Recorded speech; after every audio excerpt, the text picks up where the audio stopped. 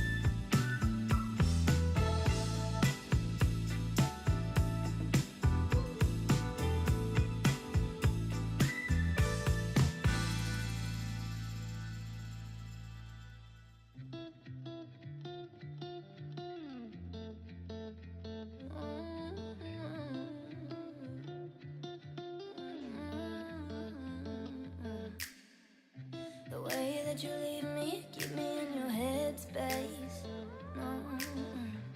And creeping in the night, keeping me in the back lane.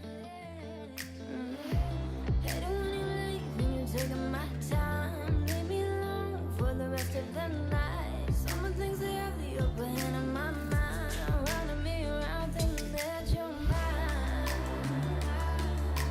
Always put me down while you have a finger pointing at me. Always put me down while you have a finger pointing at me.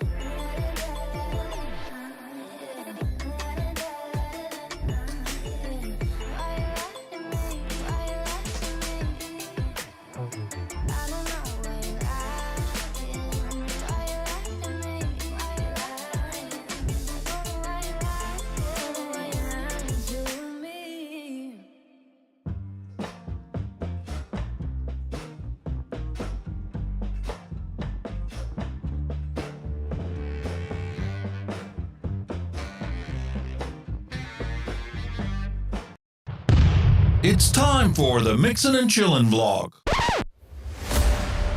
Even if they implemented some ridiculous laws, this is something that if somebody truly wants to do this,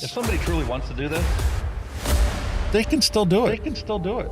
But it's going to take a lot of effort on the vapors' part to actually learn what it takes to make your own stuff.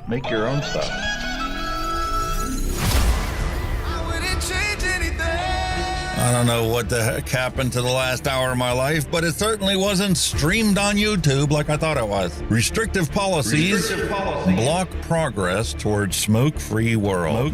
Many people incorrectly think that very little nicotine content cigarettes are less carcinogenic than current cigarettes. This risk misperception by people who smoke could reduce motivation to quit under a nicotine reduction policy. That's a bit of a problem. Someone who specialises in helping people kick the habit is Dr. Colin Mendelsohn. He joins me now. Look, vaping is a far less harmful alternative to smoking for adult smokers who just can't quit, and that's actually the majority of them. The road to quitting smoking is paved with candy. Double chocolate clear from TFA. Published in the Vaping Post, we have long-term study. Vaping increases odds of quitting heavy smoking. This is Kenny Thompson, the Vaping Heed. He's got a YouTube channel. He's been on here a lot longer than I have. I'm not going to stop until this is legal and available for everyone. You know, I cover things from all around the globe, but that's because science has no boundaries. I mean, you know, the FDA and everything would know that vaping is safer than smoking, but they'll have the pressure off the tobacco companies or the states that are on the MSA and all that. It's just a financial thing, and it's, unfortunately that takes precedence against everything. And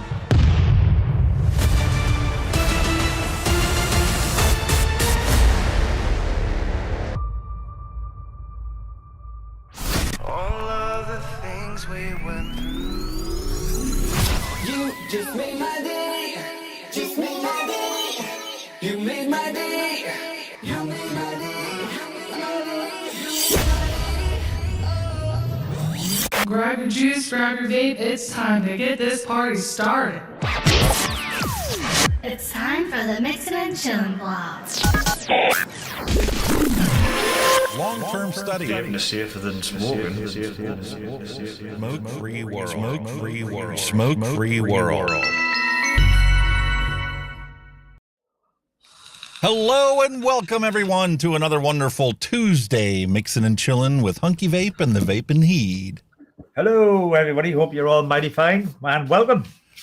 Hope you're all having a wonderful, fantastic day.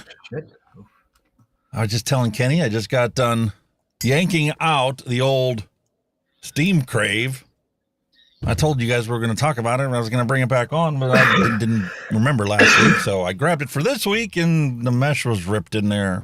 So here I am 5 minutes before we have to go live, changing the mesh out. Oops. And got her all set up and ready to go for us to experience today. It's going to be some And to clouds. go with this, we have some 0 milligram e-liquid that I've purchased back when I wasn't using any nicotine. And we're going to try it out on this and see how good it is. Zero. I'm not having that. That's not allowed. You're not allowed zero. Listen, I was tapering my way down and accidentally forgot that the one bottle that was marked 0 actually had 0. Well, and I was chain vaping that thing the first day, but you know what? Look, I used to it. There's obviously there's nothing in it, you can. Smell this. I'm getting vexed. Listen, that's when I was using that Salty Man Purple Rain. So it was just grape. And it was such a heavy, sweet grape that, you know, there was no real throat hit to it anyway. So. I don't know.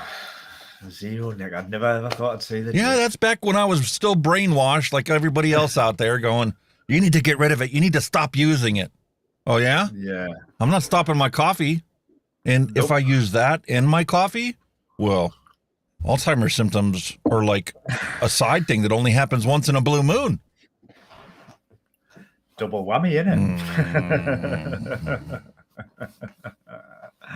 I love it. Wait till these prohibitionist zealots get their way And then they're going to be coffee control summits every year by the World Health Organization. And sugar, that'll be the next thing they're coming after. Sugar, tea. They're already coming after the artificial sugar, the artificial sweeteners. There's a whole bunch of things I saw recently about the World Health Organization pushing. If you're trying to lose weight, you're going on a diet, don't try and lose weight using artificial sweeteners because it actually causes you to gain weight. It's true. From a metabolic standpoint, I totally understand the science behind it. It makes perfect sense. You give yourself something that's 6,000 times stronger than sugar, sweetness-wise, and your brain's going to think, oh, I don't need to eat because, I just had something that's 6,000 times sweeter than the piece of candy I ate, 20 minutes ago. And then all of a sudden it goes, wait a minute. It goes into panic mode and goes, I didn't get any sugar. This has all been a big joke. It's a lie. It's a lie. So then your body's like, okay, I need to eat. I really need to eat something now. Well, if you don't, your body naturally retains the fat as your fuel. Just so that's the whole point. You know what I mean? That just defeats the object, doesn't it? People starve themselves to death, and you're like, I'm not doing any weight. Well, yeah, because your body's retaining its fat so you can live. You know what I mean? That's like me, with everything that's happened since COVID and stuff, I typically only eat one meal a day. And common sense will tell you, if you know anything about science, you just can't eat one meal a day because your metabolism slows down to compensate for the fact that you're only going to eat one meal. Exactly. So it conserves whatever you take in on that one meal and slows your metabolism down. It's like, if you're not doing nothing, let's slow everything down. We don't need to be running, 90 mile an hour here. Exactly. It's little and often. That's the secret. Little and often. Best video I saw on how to successfully lose weight is don't lose weight and have that be your primary focus. No. Try and get healthy. Once you get healthy and fill in all the voids in your nutritional intake and, you start getting exercise and you get sunlight so that your body creates vitamin D. You don't need to take a pill for it. The sun's natural rays and your skin create the vitamins that you need. And what you don't get, created like that, you have to consume in your food. My diet, shit. I mean, it is terrible. I'm just, all of our diets are crap nowadays. I think it's too much processed food. I think I eat now rather than fresh. And I'll be the first to admit exactly. Processed food is just convenience, isn't it? Or a microwave or whatever. You warm it up, you bake it, whatever it's made. It's just convenience, isn't it? So, yeah, you pull it out of a box, you throw it into a pan, add a little bit of water, a little bit of oil, and 5 minutes later, it's ready to go. And then you got to let it sit there and wait 5 minutes because everything that came in the box is dehydrated. So even though you heated it up to the proper temperature, well, now you got to let it sit there and fully hydrate everything that was inside that box. Stand for 1 minute. I'm fucking starving. Hurry up. That's the longest minute of your life, isn't it? Oh, come on. It's got to be a minute now. Realistically, though, our parents, they took the same amount of time to cook dinner as we take to cook it using our processed foods and boxed foods. Pretty much, yeah. The only inconvenience is the fact that, you got to buy stuff and use it the same day because if you take and put it in your fridge, 48 hours later, it's covered in mold and all kinds of crud. Yeah. And the stuff that isn't won't be 2 weeks later either. Nah. My wife buys bread once in a while and, we'll have it for a meal or something, and then it'll just sit there on the counter. And then, she'll go shopping 2, 3, 4, 5 times, and it's like, why is that bread so good? Life's too fast-paced now. When people haven't got time to cook, like, in the days of old, you had time to cook a meal or, whatever. Now you're just doing it. It's all work. You're in fast, social media, blah, blah, blah, blah. Microwave meal, right? Champion tea's done, blah, blah, blah. And, you know what I mean? It's just so fast now. It's just absolutely crazy, man, honestly. Yeah, but actually all we're doing is spinning our wheels and going nowhere fast. Exactly. Except the grave. Well, you gotta take time to enjoy your surroundings, enjoy nature, and enjoy your family and friends because they're not going to be here forever. This is it, man. Like I say, people just work, no rest or play. You know what I mean? It's just it's a big rat race. And you wonder why there's so many mental health issues going around. People are depressed and anxious, and take 5 minutes and sit down, relax. Yeah. You know, Exactly, that's how it here's a goes. concept for you. Pull out a book and actually read it. An actual physical book, not a Kindle, physical book, you know? A book, yeah. You get a book, you open it up, and you read it. You read it. And you might actually learn something that you didn't know about before.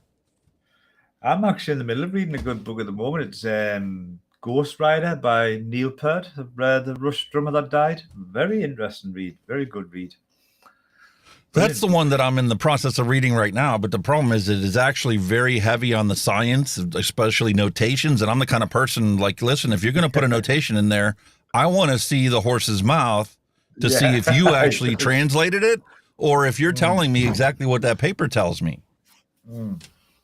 Exactly. You know what I mean? Especially when it questions the very foundations of a bunch of things that you thought was just written in stone. Yeah, definitely, yeah. You know? I've got this obsession now with Robert Kennedy. I read this book too. I ordered it and finished it the same night. Really? God, Bennett. I mean, this isn't, despite the fact that, you know, it is a book, the chapters are really, really short. And it's more of, I mean, I used to write term papers for college that were like this long. Yeah, it's not a very big book, shall we say. I used to write, 30, 40, 50 page papers when I was doing my master's degrees. And they all had to be, noted and cited and formal writing. And that's actually what a lot of these books are that he's putting out there. Because some of the stuff he says, people are thinking he's crazy. It's hearsay. Hearsay, yeah. But when you look at the sources, it's like, okay, well, it came from a legitimate source. This isn't some crackpot that's just out there spouting a bunch of stuff. He knows what he's talking about. Definitely. And it lends to his credibility. I mean, the guy was an environmental lawyer fighting not only the polluters out there, but also the federal government, the EPA and stuff, because of the way that they're instituting things and the way that they create loopholes in the thing. It's clearly to benefit companies like Monsanto and these other big, huge corporations that legit, put fake science out there. Of course it is. Like I say, it's just the same with everything. It's not just vaping, it's just other companies as well. They hide suitcases of money at various people to keep them freaking stumped. You know what I mean? It's like that right throughout any industry, you know what I mean? Across the world, you know what I mean? Yeah, this isn't just, cigarette smoking and tobacco and, tobacco scientists and, creating fake papers they did back in the 50s and 60s and doctors, sitting there, saying how good smoking is for you and revitalizing. Yeah, you can shove it up your keister.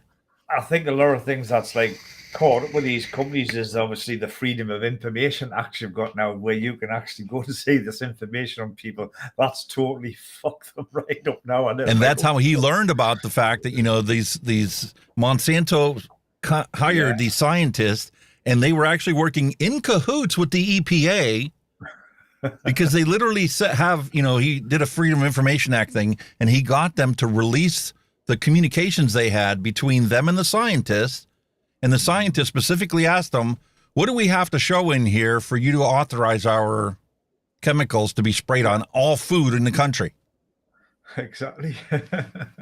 Because this is what we found so far, but we could very easily, elaborate it to say that it's even more. We just have to cut a couple of the, data points that don't agree with our position. Yeah, that's not science. That's Freedom of Information. It's fabricated propaganda. Yeah, Freedom of Information Act's fantastic. That's one thing that did D right. Bring that in. Absolutely brilliant. I mean, but unfortunately, these government agencies can take 3, 4, 5 years to get back to you. Oh yeah, but I mean, like, say, with some of them, you hear all these stories now about our MPs and how corrupt they are and what they've got going on here and going on there, and that's all through Freedom of Information, because obviously they've got to be transparent, haven't they? So the shit you find out with them, you're like, right, get your worm your way out of that one then. That's how the American Vapor Manufacturers Association got and found out of the information about how they were working in cahoots with Campaign for Tobacco-Free Kids and the CDC, and they literally mapped it all out, where the money was flowing and how the money was flowing and who was the one who was actually determining where the money was going to be sent this year and how it was going to be broken down. Wow. It's mad, isn't it? It is way beyond what any person would ever think is actually possible in modern society. Yeah, it is. It's true. So true. You know, we just write it off. Oh, the politicians are bought and paid for. They're corrupt. Yeah. You don't realize how corrupt these people are until you start actually looking into the facts. Corrupt's just a light term for it. Oh, it's legalized corruption. Of course it is. You know, Citizens United is a perfect example of that. You know, that lets the rich send money wherever they want because it's just free speech. It's a legalized form of free speech. That's what I'm saying. It's all our politicians are legal crooks. Yeah. If you can have that. You know what I mean? It's Paid for science will show whatever results you want.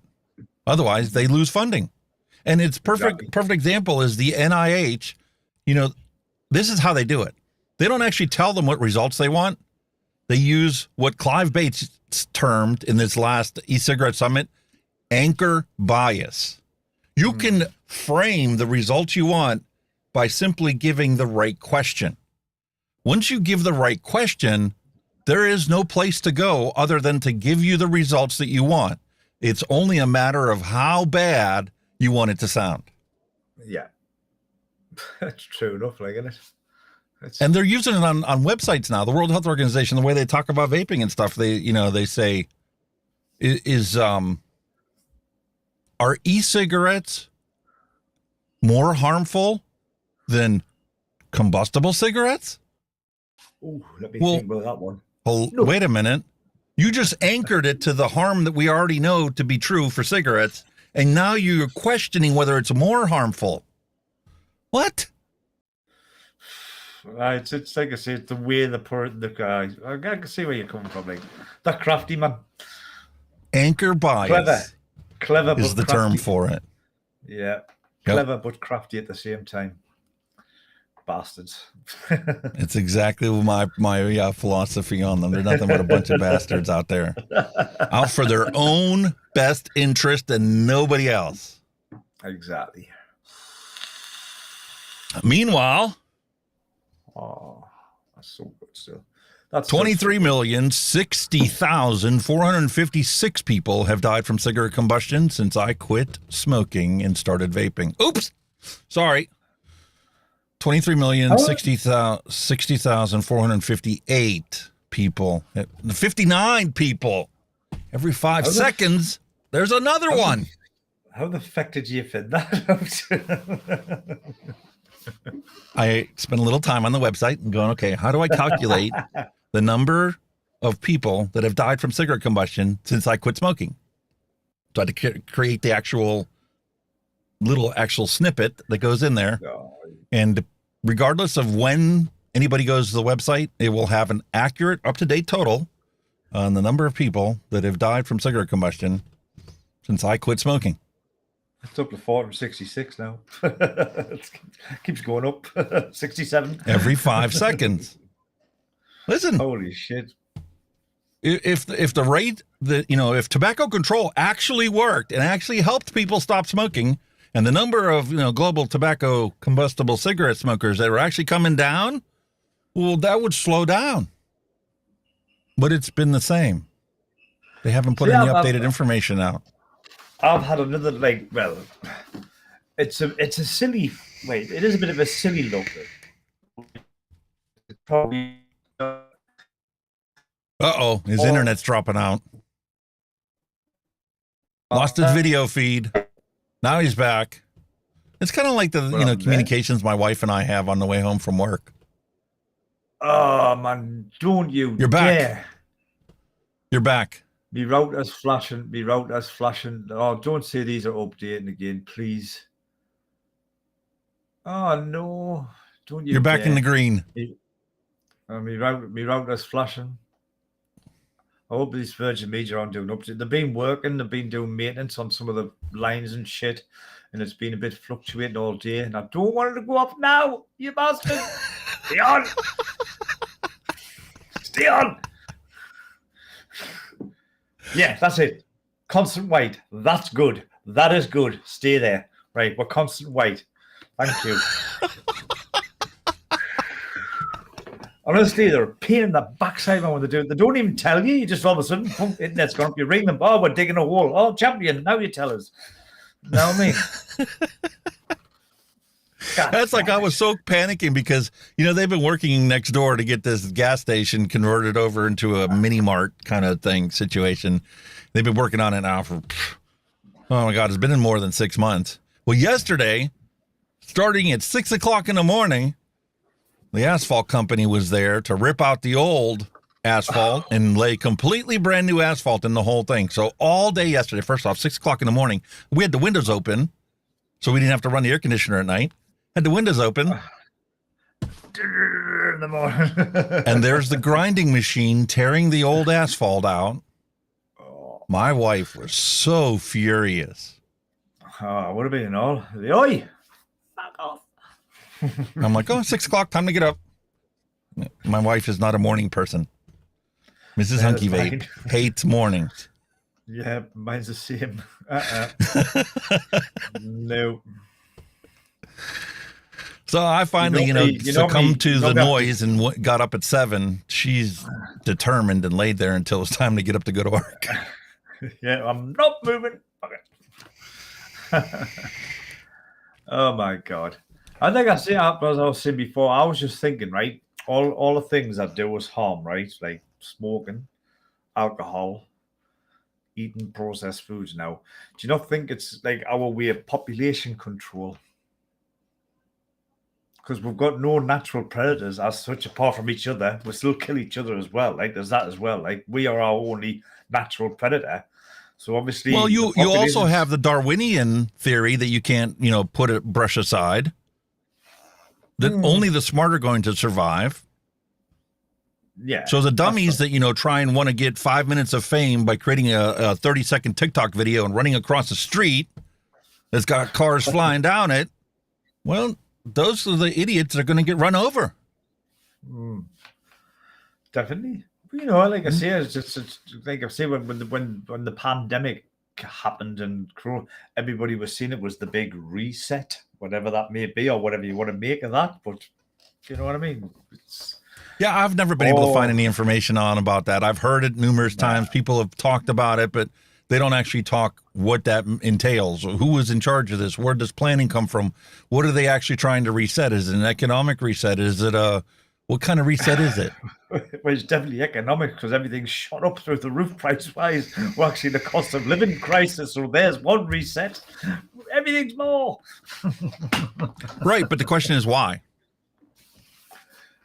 Well, I can understand certain things, going up in price because, you had the people quit making them and there was, industries that were shut down for a while. So there's no surplus sitting in warehouses to fulfill current orders. Fine. But why is a case of water at Walmart double in price and they give you half as much, which is actually 4 times the price? Well, there is a war going on in Ukraine, apparently, and I think that's a big, big excuse at the moment. So that's the reason why a bottle of water that used to buy in a 24-pack, you can only find in a 12-pack, and now it costs more than the 24-pack ever cost? You tell me. But that's the excuse. That's a load of horse shit. Yeah. Is what that's what I call. I mean, our fuel prices have now kind of come down. It's about £1.59-ish, I think, now for a litre of diesel. And it's about $1.45-ish for a litre of petrol. And yet, where energy prices, where gas and where electric, they're still the same. They haven't come down. Everything else is starting to come down, but not them. Yeah, the cost of electricity is through the roof. Yeah. Something about there was a shortage or something and they all had to buy the electricity. And I don't understand how they can aggregate it to, something that they can blame 6 months ago for being the problem on why your electric bill is not double what it was yet last month. That's like I said, but like when you think about it, with all this this cost of living crisis, all the big oil companies are making record profits. So they are making ridiculous profits.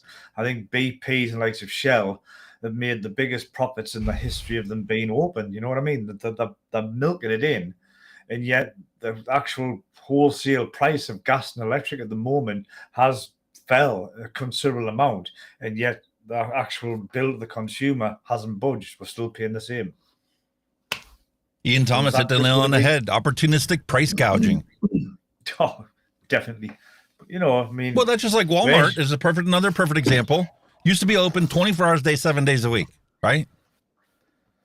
Yeah, you know, some of the other places close early, you know, 6, 7, 8 o'clock, 9 o'clock, whatever. Try and find a place that's actually open now past 9 o'clock. There's not many.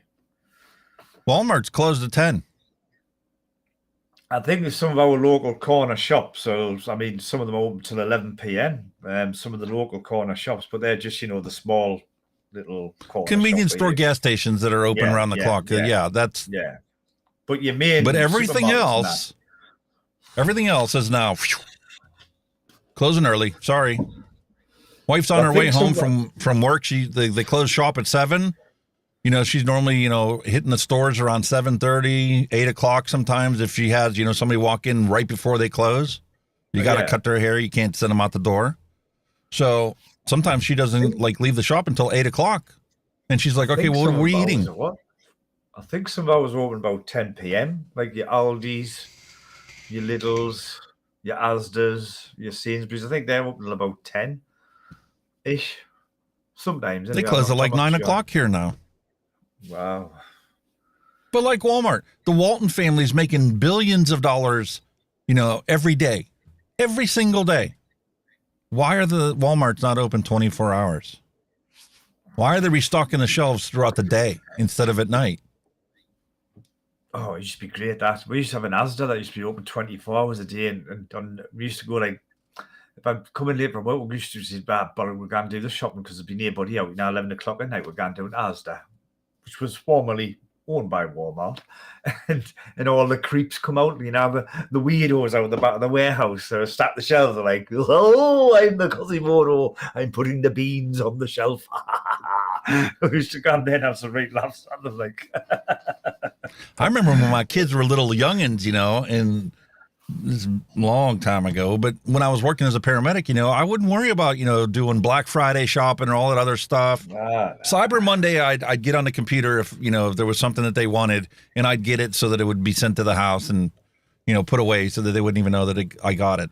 But I'd never bothered to do Christmas shopping until you know, a night or two before Christmas, because I would get off work at midnight and I'd go to, you know, Walmart and do my shopping. In the middle of the night. Great, man, isn't it? Nobody's there. Yeah. And the thing is, because they were restocking in the middle of the night, a lot of the stuff that, you know, people complain about being out of stock, well, they were restocking it every single day, and it would be sold out by 8 or 9 o'clock in the morning. Well, I was there at 2 o'clock in the morning, and somebody just put it on the shelf, so I always got the kids what they wanted. Yeah, fresh stock as well. Come here. That's the way to do it, matey. That's the way to do it. Can't do it anymore. Walmart's are closed at 10 o'clock. Greedy corporations got to, you know, milk it for every penny they can get. But on the other side of the coin, over here in the UK, no shops at all never used to be open on a Sunday. None.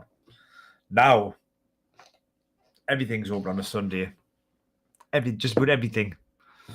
They've got Sunday trading laws, but I mean, I think they only should. I think it's only because they should. They've got is it open at 10? I think they're allowed to open at 10. They're allowed to open at 10, but they can't serve you till you can't actually buy something till 11. Right? So that gets you in. It's strange. They open up an hour earlier before you can buy something, and then they shut it around about 4 o'clock. What's weird, man? So you can load up your cart or your basket, but you can't check out until 11.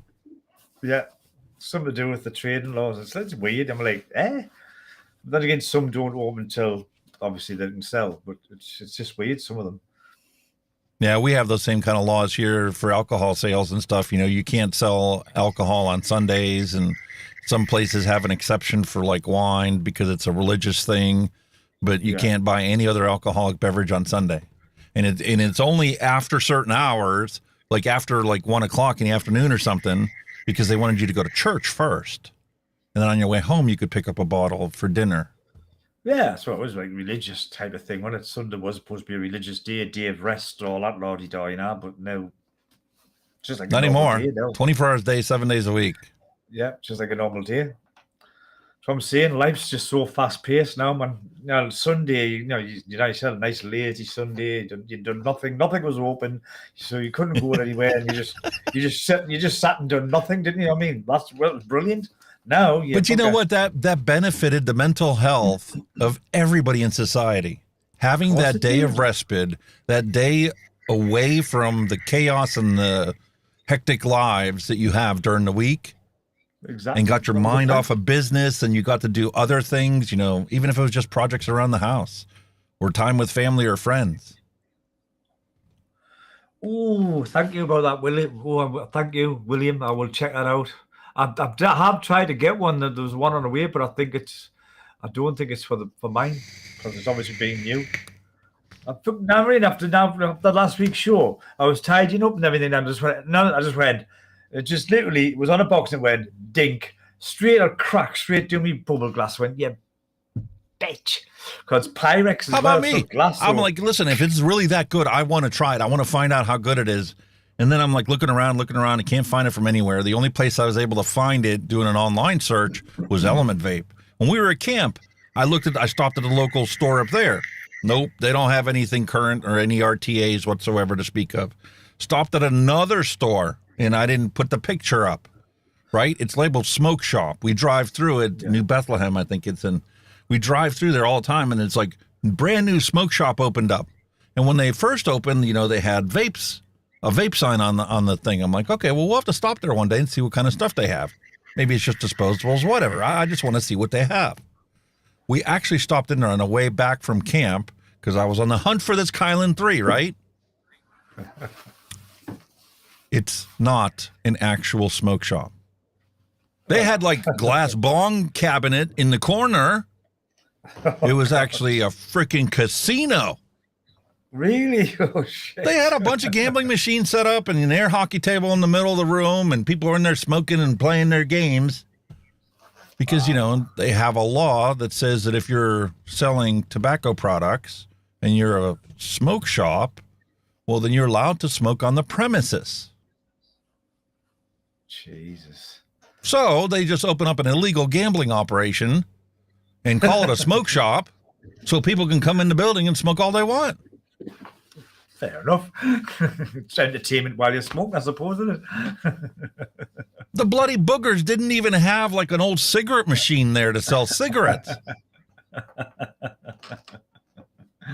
Oh my God. Just a glass cabinet in the corner with a bunch of glass bongs and all kinds of, you know, paraphernalia. That's it. Wow. That's shocking. Makes me kind of wonder, is this also like a closet cannabis operation that they're selling stuff? You never know. But there were no display cases that had anything, and there was no shelves, there was no counter, there's no cash register. You literally walk in and nothing but a bunch of gambling machines. It's like probably like the old arcades that you used to get when you used to go in. There was all games, and so they've just put gambling machines in instead. Yep. Yeah, because in Pennsylvania there was a company that had machines out, and the state of Pennsylvania confiscated them, and they sued them. And it's like the whole story with the vapes that were confiscated and sued. Yeah. Which caused us to go into, you know, being classified as a tobacco product. But anyway, they've sued and they won because they proved that it's actually a game of skill. It's not chance. It's a game of skill. And they showed how every single screen, it lets you bump it up or down. And if you were paying attention, you could bump it down to always break even or win. Wow. So because they won that lawsuit now, well, those machines are everywhere. The old machines that, you know, definitely were considered questionably illegal, well, they've all been replaced by these new machines because, well, They're games of skill, and nobody can touch them. Skill, eh? It's all chance. All gambling is chance. It's not skill, it's chance.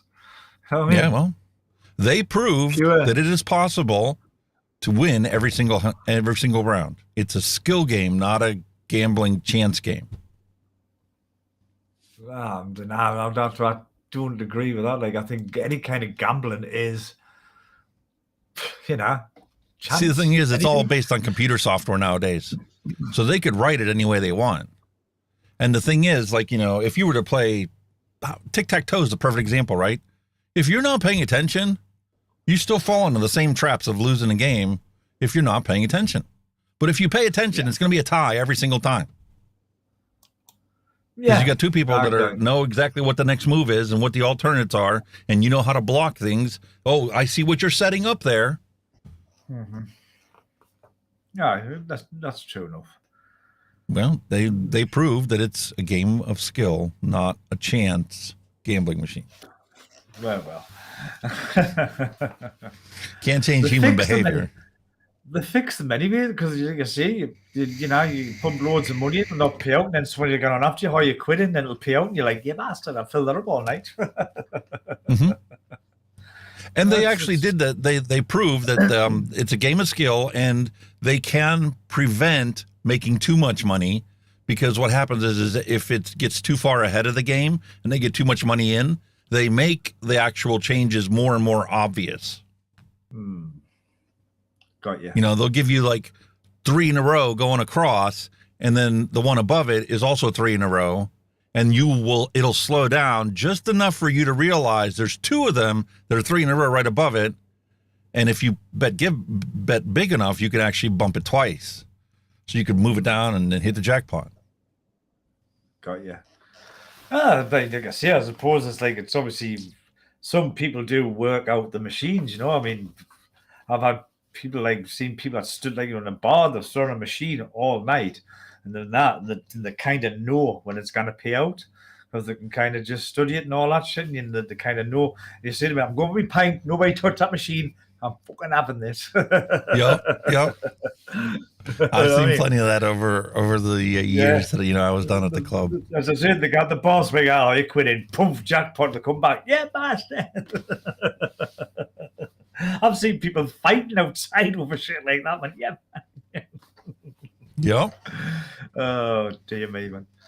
Yeah, I think I've never been a gambler. I think it's a mug's game. I've never been one of those either. It's a mug's game. The bookie always wins. It's a business to them, isn't it? If they didn't win, they wouldn't be in business. So the house always wins in the end. Exactly. Crazy, man. Crazy. Ooh. All right, so how about we go back to our normal rundown of things instead of sitting here talking like a bunch of old ladies. We've got some vape news and advocacy that we're going to cover. We're going to jump into that. A couple of fishwives. I've got the Wotofo Serpent.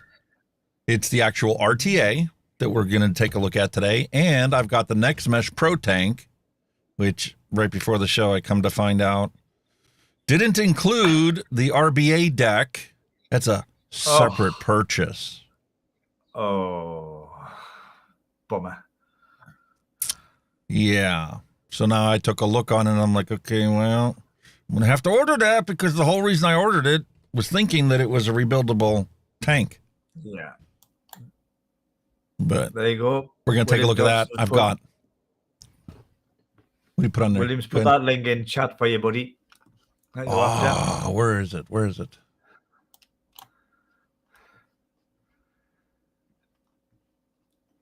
He's definitely says he's put it in. Well, I'm on live, I'm on super.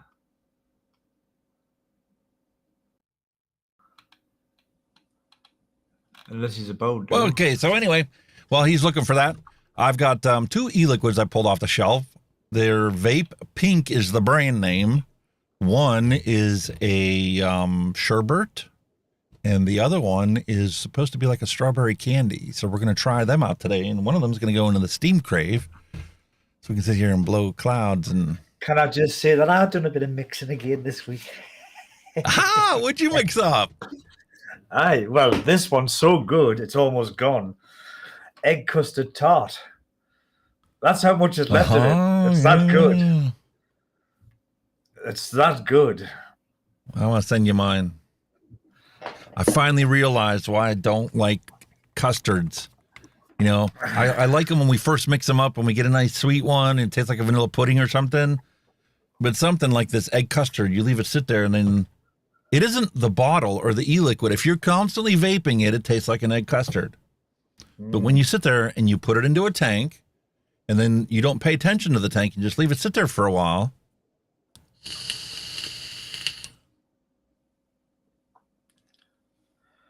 Has hints of tobacco in it. When I taste it, I get like this taste of, like my tongue feels like it's coated with the same thing I used to when I was smoking. Really? Oh, I didn't get that. Like, the vapor, when you're vaping on it and you know, get that inhale and the exhale, yeah, you're getting the custard out of it, you know, like you're supposed to, and you get an egg finish to it. But after I set it down, if I don't vape something different to like put something else on my palate, after a while it'd be like, taste tobacco. What the hell is that? Well, the other one I made was butterscotch custard. Ooh, that's really nice. That stood for a week, and because it was I need to mix that up. Because it was recommended, or it was somebody a flavor that a certain person liked, I also made up some gingerbread. Ooh. Oh, I'll tell you what it is. That is nice. When I first mixed it up, I'm like, you know, this is awesome. I plowed through it, made another bottle, plowed through that one. Then I'm like, oh, well, this is the last bottle of gingerbread I'm going to be able to make because this is the last of the one shot. Kind of glad because I'm looking forward to trying something new, moving on. Yeah, well, unfortunately, once you start vaping it regularly, it's like, oh, I don't have any more to make. What am I going to do? This is fantastic. Gingerbread, I was more associated with the ginger cake. Well, obviously bread cake, similar thing, but ginger cake, and honestly, it just reminds me of the old fucking blocks of ginger cake you used to buy. It was absolutely like the honey and everything I used to pour in and all. Oh, it's like a very dark honey as well. Oh, and it goes with so many other things. It doesn't matter whether you're eating or drinking; it pairs well with everything. I mean, I was a little bit dubious, like now ginger and a vape. I thought, yeah, it could work. Might, you know, it might be nice. It might just totally crash. But again, that man, whatever's on that bottle, he seems to produce to a T. You know what I mean?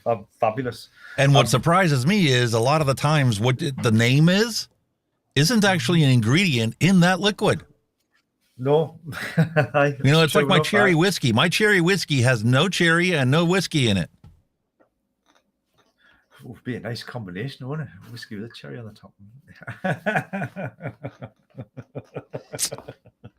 It was one of the things I was trying to make a snow cone and ended up with a cherry whiskey. Oh, wow. That's so cool. It's bizarre. Yeah, I think it's kind of like, you know, the thing of pineapple. If you took pineapple and you mix it with, oh, what the hell is that? I don't even remember off the top of my head. You end up with a coconut. Oh, that's a thought. I wonder why that post's not in. William Dobson, Ian Thomas says you can't post links if you're not a moderator. He thought could that be why? Hold on a second. We can fix that problem. Yeah. Hold on. We'll fix that. Give him a spanner. I need to go into here, this page, and we're going to add him as a standard moderator. There you go. There you go. Now you can pour it in, William. Fantastic. That's probably why. Problem solved. There you go. Oh, happy days. So, That's what we got going on for today. Let's jump over and take a look at the actual news. Oh, man. 23,060,781 people now. Oh, my God. It's going up. It's going up. And vaping is still at zero. Zero confirmed deaths. Of course. Exclusively from nicotine vaping. Can't count THC. We can't count batteries exploding. No. To hear Turk, one of those ones, you know, everybody's like, just leave him alone. Don't even reply to him. I'm like, listen, I don't subscribe to him. I don't follow him. But Twitter keeps force feeding me contrary information to the stance that I obviously take to get me to constantly see Campaign for Tobacco-Free Kids, even though I don't follow them, and to hear, and a bunch of other ones trying to manipulate you. It's a psychological warfare campaign. Kind of like this lovely report on what they're going to do now. The Labor Party is going to ban vaping and junk food advertisements to children. How you like that? Talking about, William. Yep, well, that was on the news of the day. I mean, there's hardly anything like that advertised on TV because it's already banned to start with, or it's very restricted. So I don't know what he's talking about there. He's probably aiming at social media. It's not working. I've never, ever seen a vaping advert on the telly. Never. Never. Nicorettes. The only people that I've seen advertisements from on the telly is Campaign for Tobacco-Free Kids. Yeah. We see your Nicorettes and your gums and that. They're advertised, but no vaping. And they have children in the advertisement. Exactly. Hypocrisy at its finest.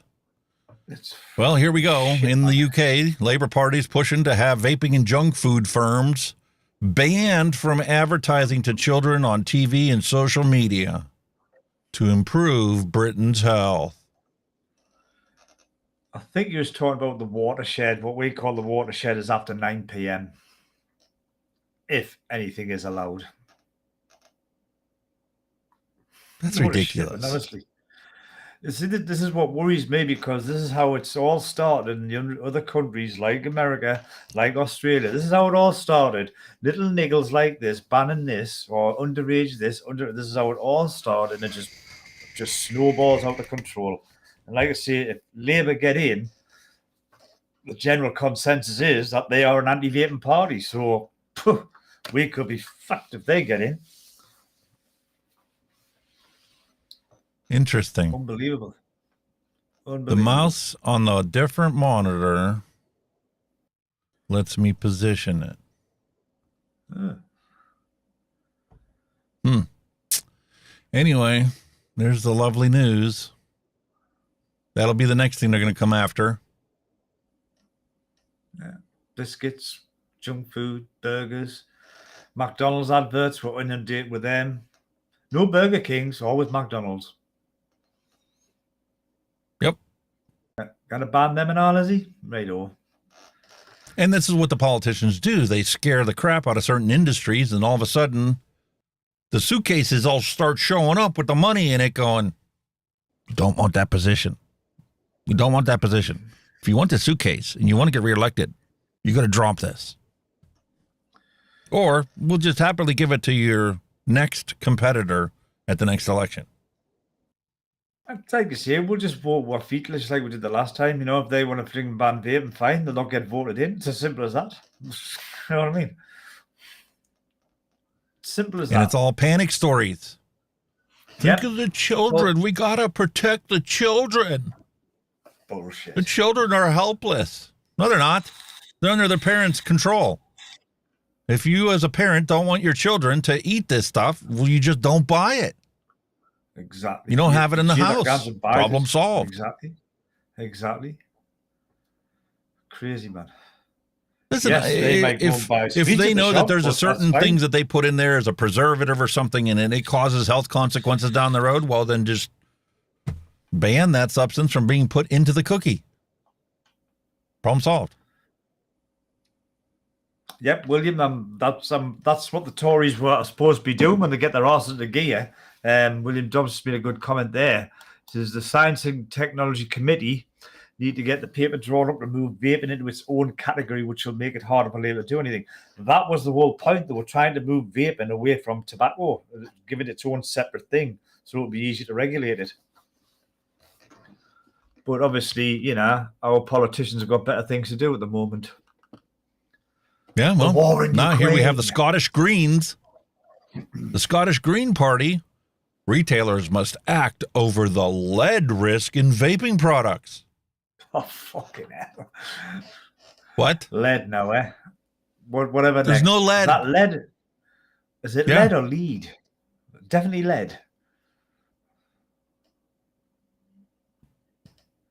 Where is it? It should be transducing Health amount of spokesman lead. Gillian McKay, MSP, said newly published data revealing high levels of lead, nickel, and chromium found in the e-liquid itself was frightening new revelation after tests on illegal products. Hold on a second. Illegal products. Illegal products, you pleb. Oh my God almighty. Okay, when you have illegal counterfeit black market purses and they're all the strap handles keep falling off and women are walking down the street and purses are dropping off of them like flies, are we blaming that on the actual designer company that is putting those purses out there? Or do we go, wait a minute, the designer brand name label would never put purses out there that are that chintzy? Perhaps we have a black market problem and not a designer problem. Okay, then what about black market cigarettes? What the fuck's in them then? We don't know. No, we don't know. But Exactly. they're happily apt to sit there and put new taxes on stuff, raise the prices up even more. Hello? Don't you know anybody that's an economist that'll tell you once you reach a certain threshold, you're no longer changing their behavior, you're encouraging the growth of a black market because people will refuse to pay that price. So they'll happily pay, you know, half that price to get something on the black market, regardless of what they put in it.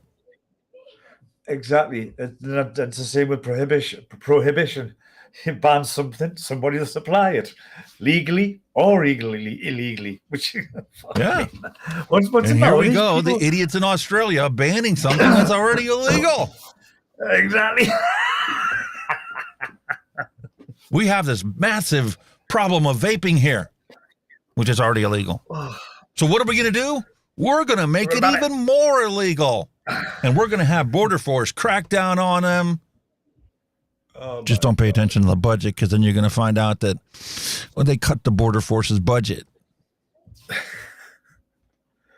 Holy shit, man, honestly. How are you cracking down on something saying that your Border Force is going to be like doubled and we're going to crack down on these illegal products by making them more illegal and cutting the budget of the people that are supposed to catch the illegal products? Are you a moron? What planet are you coming from? That's what I'm saying. What world these, sometimes I wake up and think, am I still on planet fucking Earth here? Or have I gone to Cuckoo Land? You know what I mean? They really do it sometimes. You're like, what the hell? I think we must just get bored. Yeah. Raising the price of smokes and lowering nicotine levels are causing people to buy more cigarettes. Of course. And guess what? If they lower them significantly and they raise the price significantly, well, I guarantee you there's going to be 10 people lined up on a street corner happy to sell them the tobacco they grew in their basement. My God, honestly. Because it's going to pay more for them at the end of the week than if they work in a regular 9-to-5 job. Too right it is. Working from home.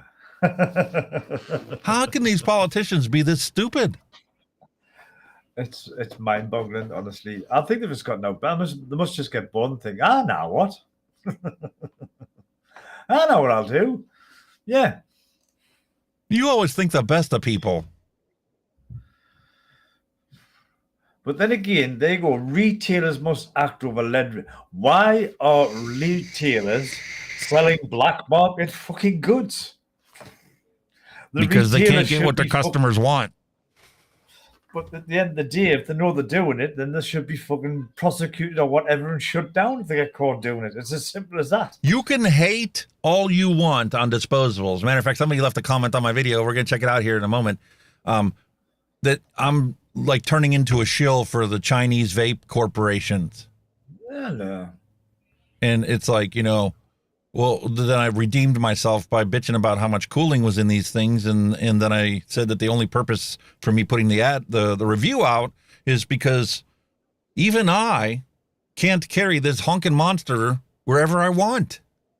So sometimes I need a device like this just to get my ass home after the batteries died in that or the coil went to shit and we're on our way from camp and I can stop at a gas station, which, by the way, they did the vape mail ban. Guess what all the convenience stores and gas stations have for sale going up north where you can't find a vape shop to go buy what you want? Yeah, exactly. This answers your question about retailers. Why are retailers selling illegal products? Because that's what the customers want. And they can make money doing it. And there's nobody policing it. That's the thing. It was just like, I mean, I've seen like a few shops around here, corner shops, you know, run by like foreign people, you know, and they've been caught selling black market cigarettes, under the counter cigarettes, and they've been shut down. There was a one shut down for selling alcohol, and there was a one shut down because he was selling illegal vape devices. They weren't illegal, but they were legal in this country. You know, they were like 20 ml juice capacity with 8,000 puffs or something. He was selling them, so he got shut down. It's, you know, I mean, just the saying like, we're going on with that, there's crap with underage vaping and all that. If you can get that shit from a normal retailer, then what chance have you got? You know what I mean? And this is what the politicians are doing. Ian Thomas hit the nail on the head again. They're grandstanding. They're getting up on speech and trying to make people feel better, even though they know that everything that's coming out of their mouth is nothing but sewage. Fuck, it is like bullshit. It does get annoying. I mean, sometimes when they come out with just total shit. Like, I mean, you know, it's not even debatable, is it? You can't even have a debate about it. You can just know you're talking shit. Simple. No. You can't even have a conversation about it. You can't even debate with them. You're just saying, you have just come out with a load of shit, mate. How about this one? Washington County, Tennessee is to consider electronic cigarette sales at jails. Wow. They're not going to give their inmates their cigarettes. They're going to make them pay for it, right? Because they want to make more of a profit. The for-profit jail system that we've adopted in this country is not making enough money. So, well, we're going to sell electronic cigarettes now to the people that are incarcerated. Listen, I'm all for it because, you know, technically, you know, they're not supposed to be smoking in there. So give the nicotine addicts electronic cigarette, keep them content, keep the population that's in jail, you know, relatively content and happy with the fact that they don't have to deal with their nicotine loss, and we'll throw that up.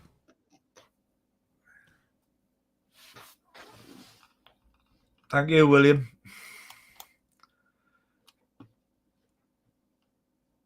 Meet Grammarly Go, your go-to solution for getting quality work done quickly.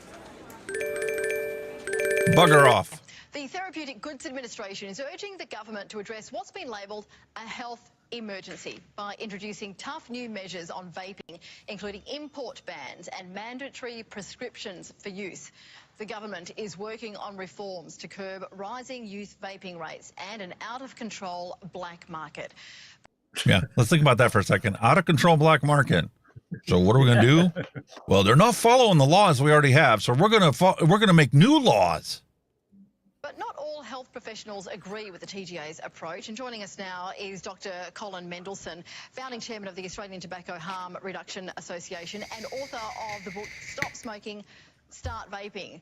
All right, we kind of get an idea of where you're sitting here with the title of that book. Why are you opposed to crackdowns? Well, it's not just me, Neralda. I take the same view as the United Kingdom Royal College of Physicians, the National Health System in the UK, the British Medical Association, the New Zealand Ministry of Health.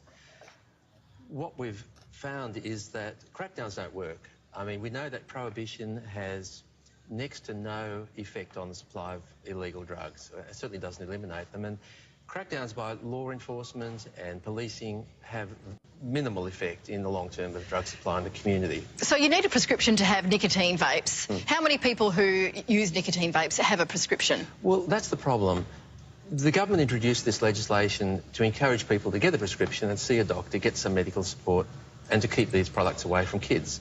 And what's happened is that consumers have rejected that model. So about 10%, 8% of vapers have a prescription, so 90% buy them from the black market. So doesn't that mean then you need to control the black market, and by doing that control the supply, which would then make sense to kind of ban imports? They're already banned. They're already banned. The only way to eliminate a black market is to replace it with a legal, legitimate one. And the black market will thrive if there's a demand and people want a product. It will thrive, whatever we do. And we've seen that repeatedly with other... You know, we've banned heroin, we've banned cocaine, amphetamines. They come in without any concern. And what about vaping for children? We've seen an explosion in the number of children. We hear schools, you know, shutting down bathrooms during class time so that kids don't go and vape. And there are parents that just don't know what to do, but if they can limit the supply of vapes, then they're hoping that that will do the trick. So that's exactly what the TGA is doing.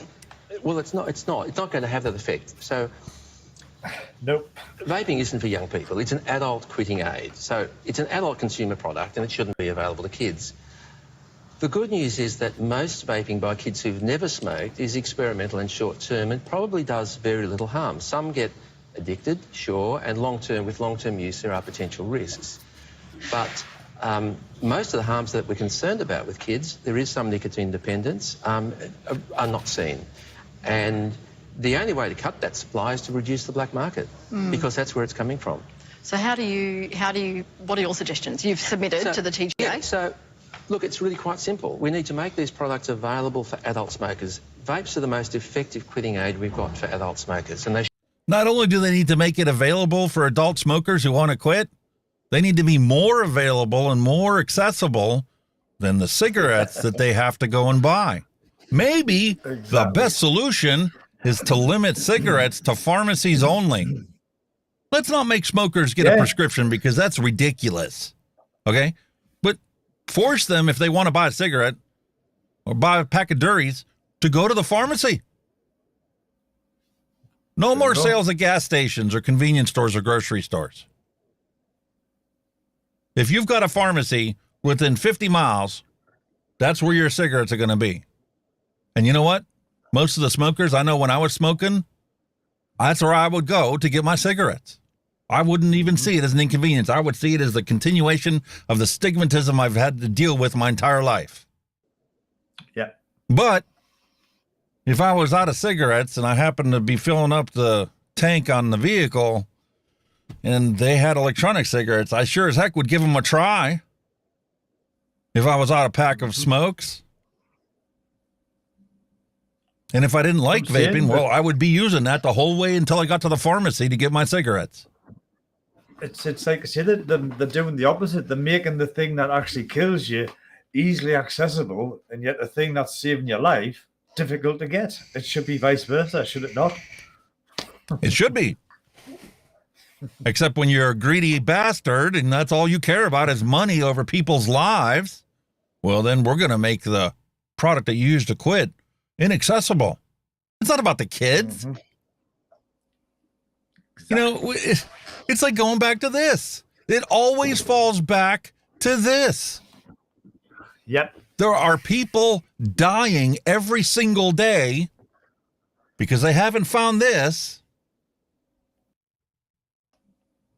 And you have a product that isn't going to kill anybody. Let's see these teenagers actually do pick up a nicotine habit. Is that going to kill them? Not according to the science I read. Nicotine divorced from combustion is no more dangerous than your coffee. You don't have a problem feeding a 5-year-old a double cappuccino from Starbucks or a big creamy vanilla latte with more sugar in it than you're supposed to consume an entire week. But, oh, my God, we labeled it as a tobacco product, so, you know, that's bad that kids are vaping. No, I'm excited about kids vaping because that means they didn't pick up a damn cigarette. They're not going to die from it one day. That's what I'm saying. The cigarette is, you're probably more chance of getting addicted to a cigarette than what you are a vape.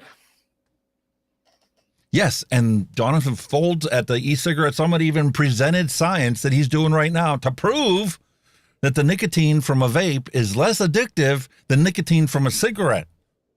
Mm-hmm. Plus all the other shit they put in cigarettes to keep you addicted as well, so... And the fact that because they spray ammonia on the tobacco leaves, it creates MAOIs, antidepressants in cigarettes. There are no antidepressants in vape e-liquid. No. There's opportunistic assholes out there that are selling vape liquid with melatonin in it and God knows what else. But that has nothing to do with the fact that, you know, nicotine vaping works for smokers willing to quit smoking. And maybe the only reason why they're selling these melatonin products is because, well, guess what? They see a way to make money. And there is no regulatory framework that easily allows anybody to create a product and sell it. So they just sell it straight in the black market and leave the FDA completely out of the loophole. And then the FDA gets to play whack-a-mole and try and chase down the bad actors. But they're too busy, you know, pushing the teen vaping epidemic, scaremongering stories to just completely ban everything because they can't have no hope of controlling anything. Exactly. It's crazy, man. It makes you wonder if they want to actually put the effort in. But don't they just replace one known evil, cigarettes, with another lesser known evil that might cause also harm? Now, what they do, most of the harm from smoking is from the 7,000 chemicals and toxins in high doses in smoke. In vapor, there's perhaps 100 chemicals in very small doses. So, yes, people continue to have a nicotine addiction, but they're not going to die from all the chemicals in.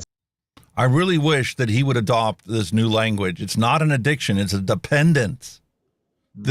Without harm, without significant harm, it's not an addiction. It's just a dependence. Yeah. People like to joke around about the fact that they're addicted to their coffee, but because there's no excessive taxes on it that is causing these people to go bankrupt, and because it's not black market listed in an illegal product that they might one day go to jail for, it's not an addiction. It's just a dependence. Smoke. So yes, we're replacing a nicotine source from a cleaner source.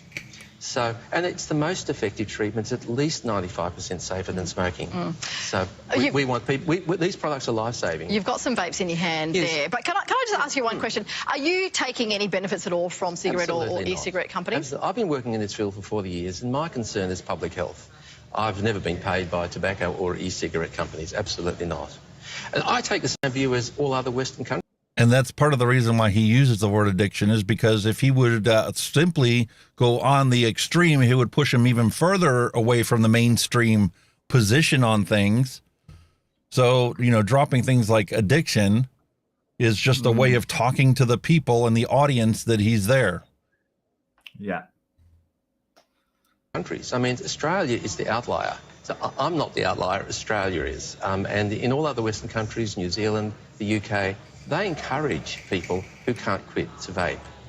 And what we want is to avoid young people having access to these illegal, unregulated, high-dose nicotine products.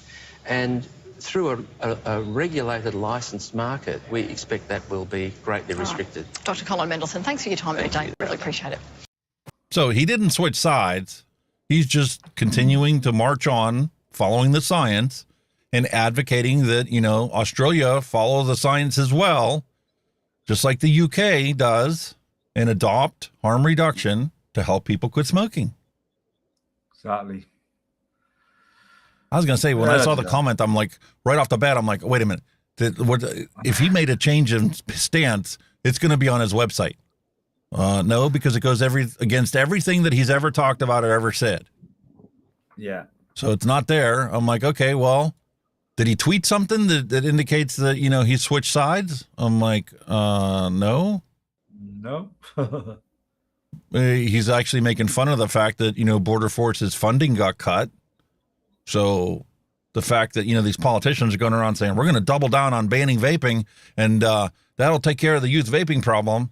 Meanwhile, the same budget that they did that in, they cut Border Force's budget. So crazy, let's see. They're only going to crack down on electronic cigarettes. Cocaine is going to be readily accessible in Australia now. Yeah. The price is too high on cocaine, so we're going to not crack down on that anymore. That'll drop the street price of cocaine back to, an affordable level for most of these blokes that are out there running for office. And heroin, we're going to let heroin go too, because we got to keep the healthcare industry busy with these overdoses. You can just see it now, can't you? The little black market man on the corner, he's caught. Oh, that's bad. Heroin. Yeah.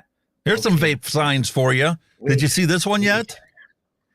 They projected using this new mentality that, new double down on banning an illegal product. And they projected to see, when will Australia actually reach the 5% smoking rate? 36 and years. 2066 is the new date. Holy shit. Well, there's a surprise, eh? You're banning vaping. Hello. Meanwhile, this curve could be flipped upside down if they simply adopted vaping for harm reduction. Fuck me. Take the Duries and relegate them to the pharmacies. I think what was our date? Was ours 2030 something? The one to eradicate smoking in the UK for something like that one is 2030 something. Yeah. And even with your program in your adopted harm reduction principles, they still say you're not going to achieve it till 2035.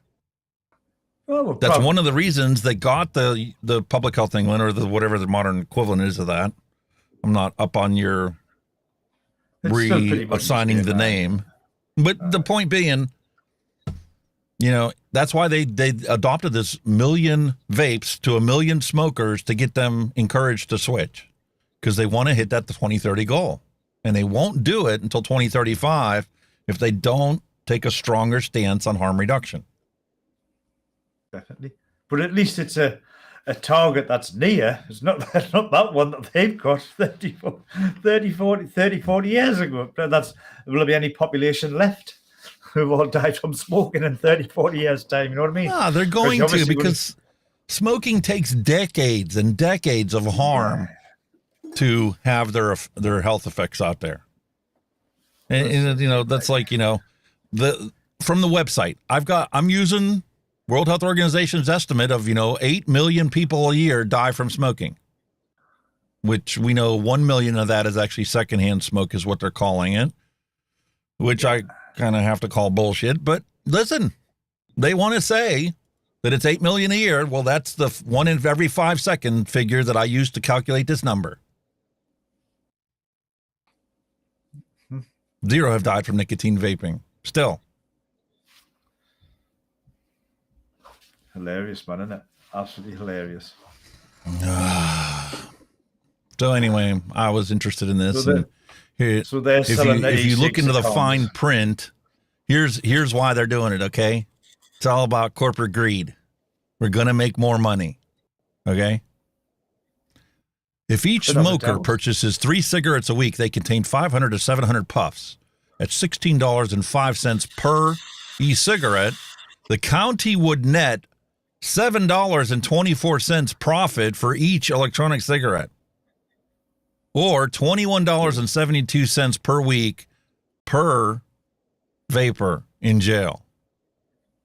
With an average of 420 inmates that are weekly buying 3 electronic cigarettes, the net revenue would be $500,000. Jesus Christ. So they're going to make $500,000 from the inmates on top of whatever the corporation is already making for having 420 inmates.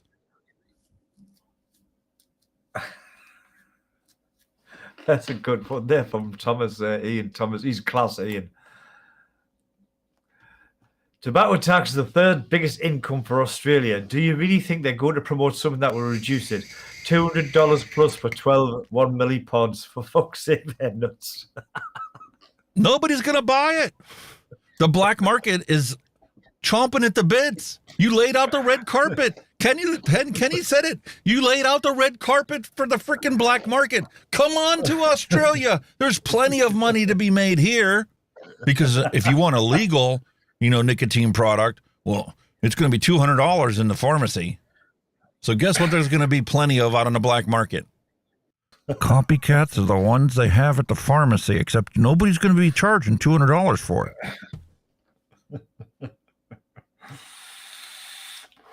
You think the black market's bad now?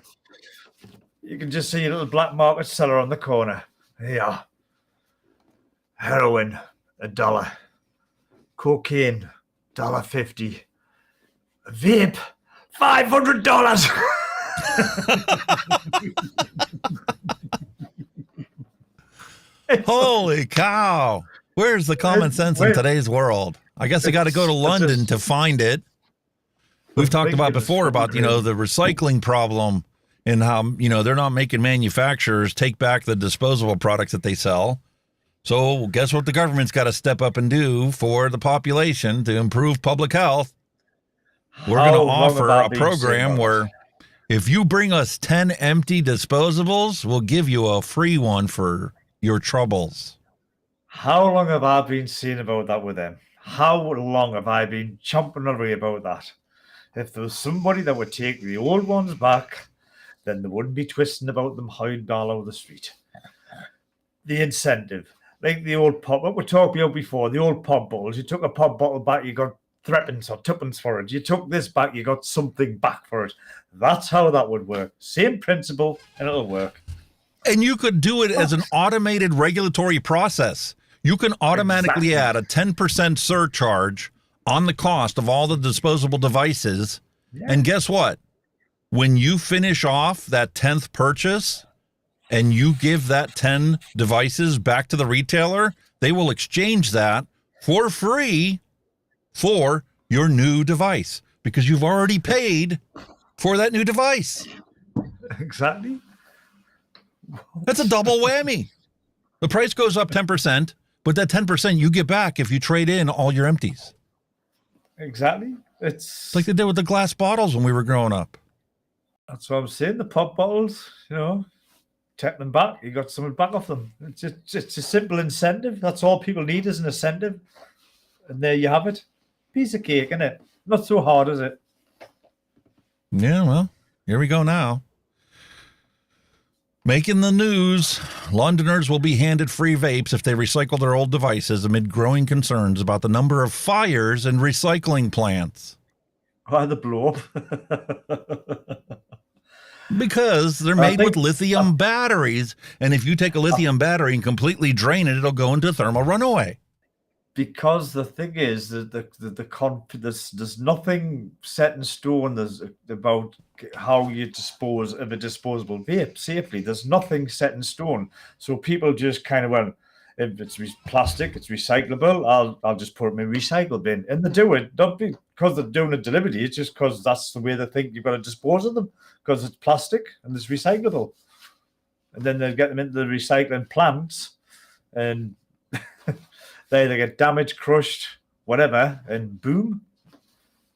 Happy days, isn't it? Unbelievable. Where's he gone? Oh, sorry. I was going to say, where's he gone? Am I boring you? I do not understand what just happened. There you go. Your feed is back, Kenny. My apologies. They had no interruption. Oh, I'm in the background here. It's like that, is it? I'm in the background trying to find an article because we're talking about lithium batteries going and blowing up and all this other stuff. And it just reminds me that, one of my replies to Bozo Tahir Turk, when he was sitting there crying the blues about, somebody was injured because of a battery going into thermal runaway in their pockets, Well, I conveniently just did a 2-second Google search and came to find, let me pop it up here on the screen for yins.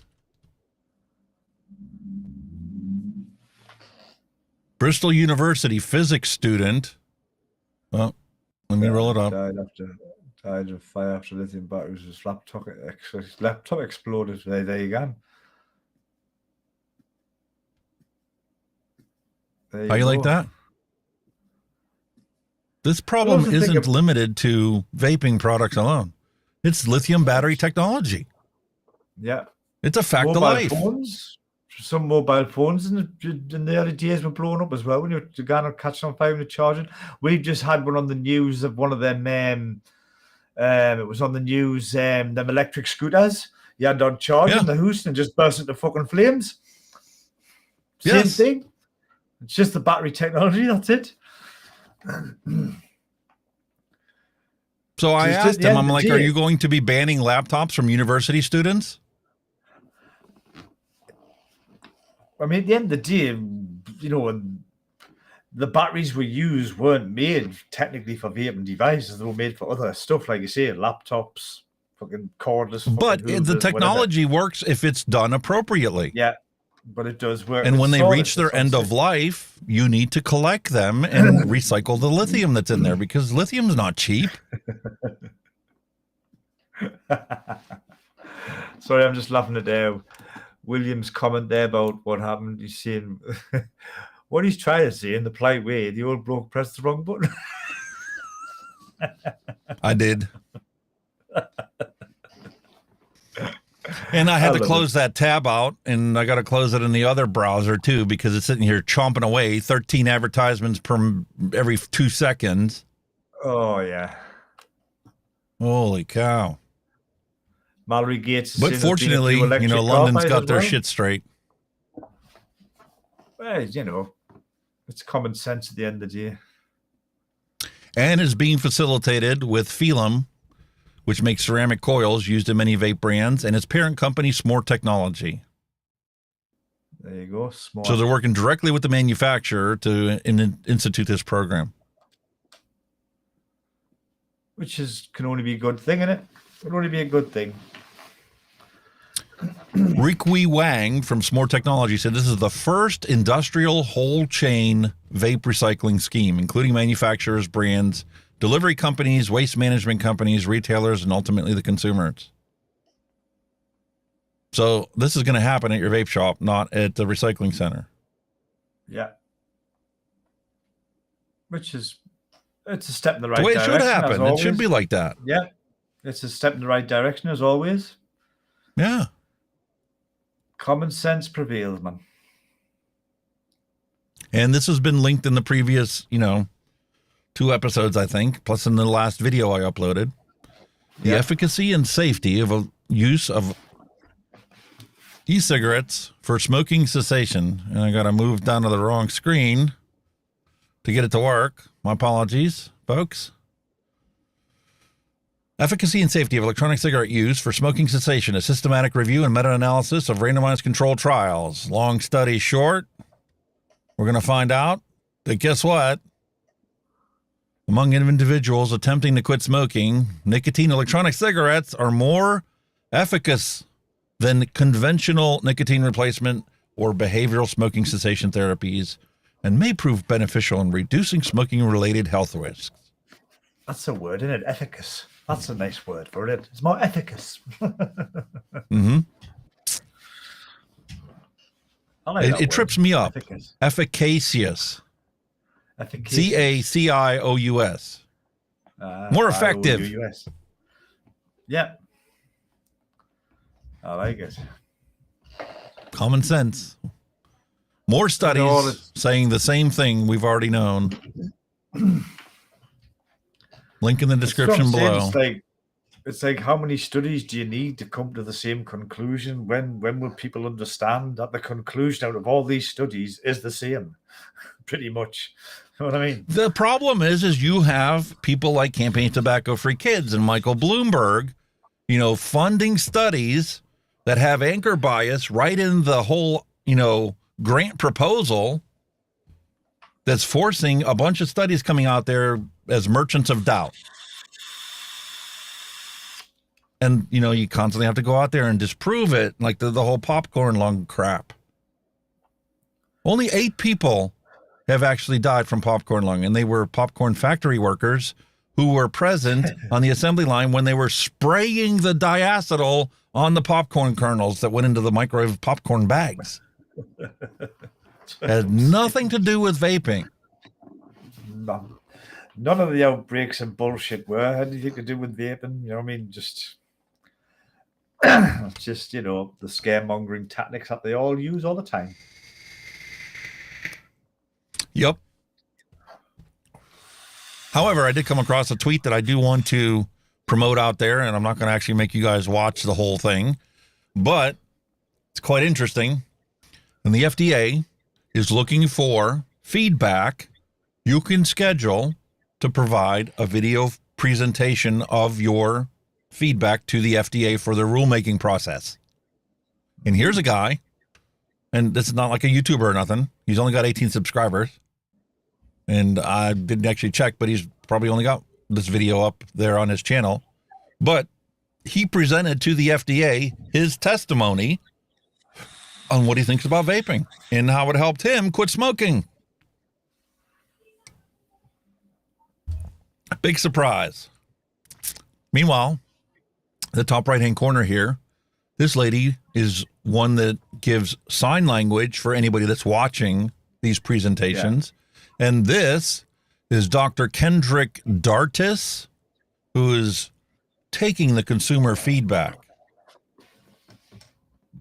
You gotta wonder, man, this guy must hate his job, having to sit here and listen to this crap all day long, when he probably has absolutely zero input on what actually happens with all these things. He just probably has to write up a summary report of what everybody said. Yeah. That's which will just go and file it. We had 75 people with Campaign for Tobacco-Free Kids testifying how that we have to protect their children because they're too lazy to parent their own kids and want the blame to fall on the manufacturers of the products of the kids that of the product kids were using. Maybe. There's no proof that they actually had their kids using this stuff. But there is a paycheck from Campaign for Tobacco-Free Kids for all these people that testified. But we won't talk about that. All we know is that they testified. So I'd like to send a round of applause to Steve for giving this presentation to the FDA. There you go. Thank you. Well done. Well done. Thank you for the invitation. My name is Jason Hodge. I'm a private e-cigarette user. There you go. Just a regular bloke like you and I. So, you guys are watching this? Please, when you see the opportunity to get your story out there about how vaping empowered you to quit smoking, get to let these people know that they're sitting there taking away all the products that we continually use to stay away from deadly combustible tobacco. Exactly. But it's funny watching this thing.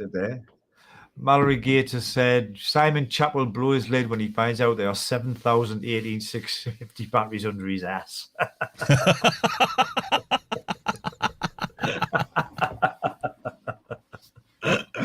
I love it. Yep. Every single Tesla out there is nothing but 18650 batteries. Bricks and bricks and bricks of them. And guess what? All the wall units that have solar panels upstairs, you know, to charge these cars, guess what they're loaded with? All the same. All 18650 batteries. Lithium batteries as well, you might add. Yeah, I watched this thing when it got posted on Twitter, and then I watched it again when I loaded it up here. And I'm like, okay, we're not going to watch this whole thing. But I do definitely want to call attention to this guy and, you know, applaud him for doing this and giving this out there. Without a doubt. But I thought it was interesting how Dr. Kendrick here had to check his phone numerous times during this 5-minute presentation from this guy. Goes to tell you exactly how interested he is in our feedback. Don't look bothered, man. Not bothered. Because he knows he has no input on what actually happens. Yeah. Just wasted money. Oh, checking it again. Well, checked our phone again.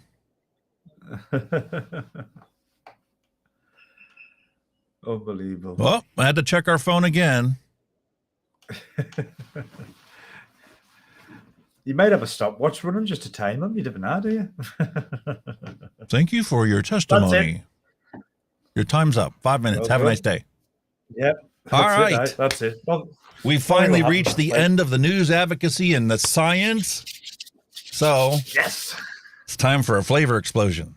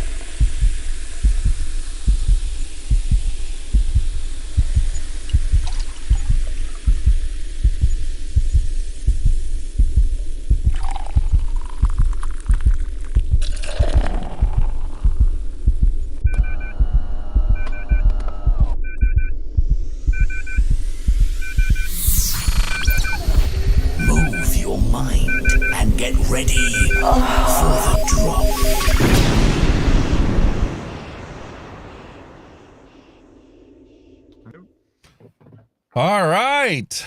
I got my chap sitting here eating his little snackies. Looks like he got lost. So I'll start today with continuation of our Simply Spiked. We only have one more remaining. But today we're going to be featuring a strawberry lemonade.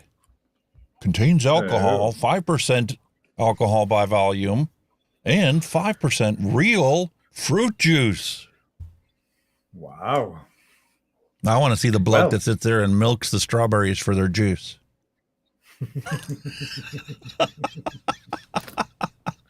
That sounded so wrong, Matt. Do you know that? That just sounded just wrong. Well, I have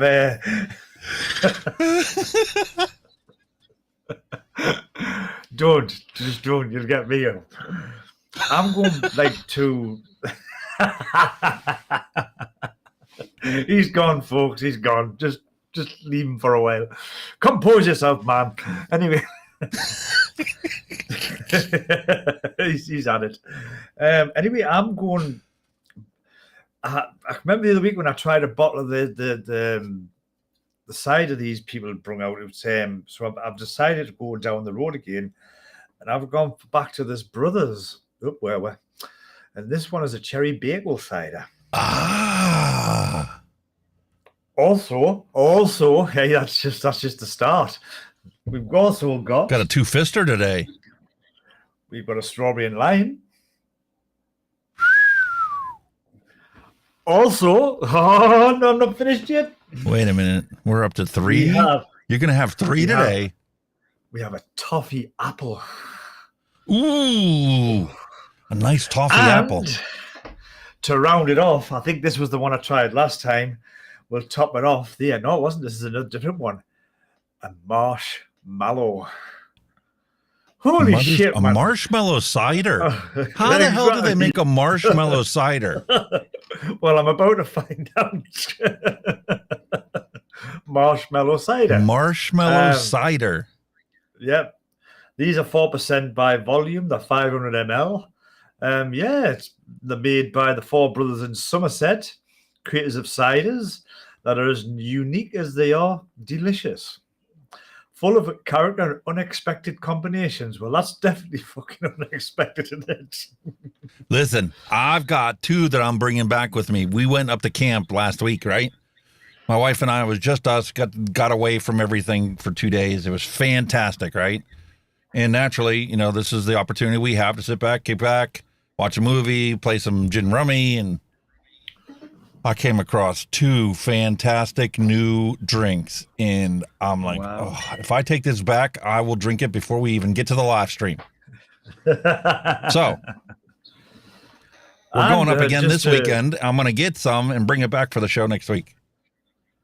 And just to add on, it's gluten-free as well. It's suitable for vegans. So there you go.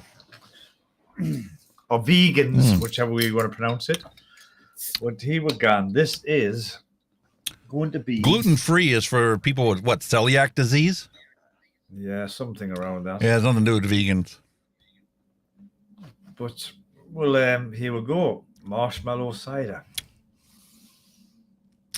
Holy power, is a strawberry strong in this?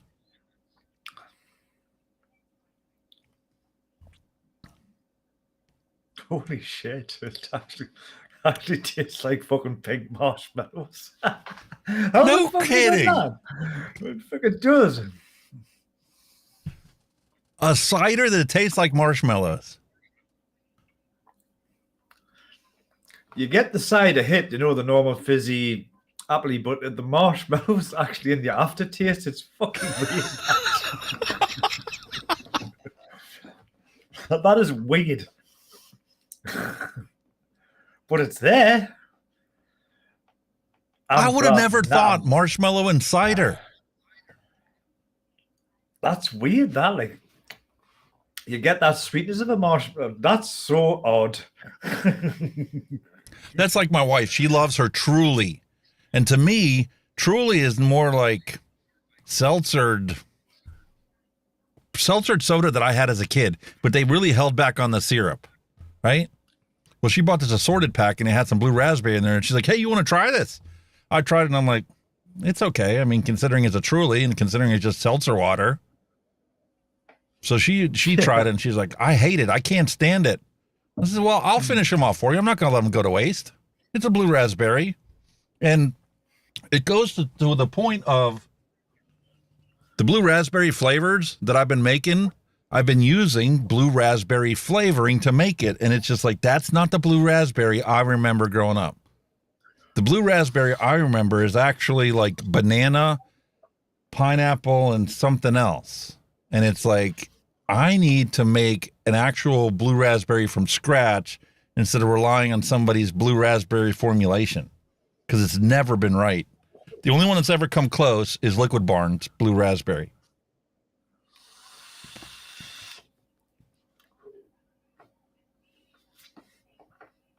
You're right. Gingerbread goes with fucking anything. It's yeah. It's going quite nicely with that. Wow. Even strawberry lemonade. Holy shit, that's so weird. Oh, by the way, still rocking it in the Doom. The Doom is still ganning, mate. The Doom is still ganning. Holy cow. Well, I'm going to go and grab those juices off the table.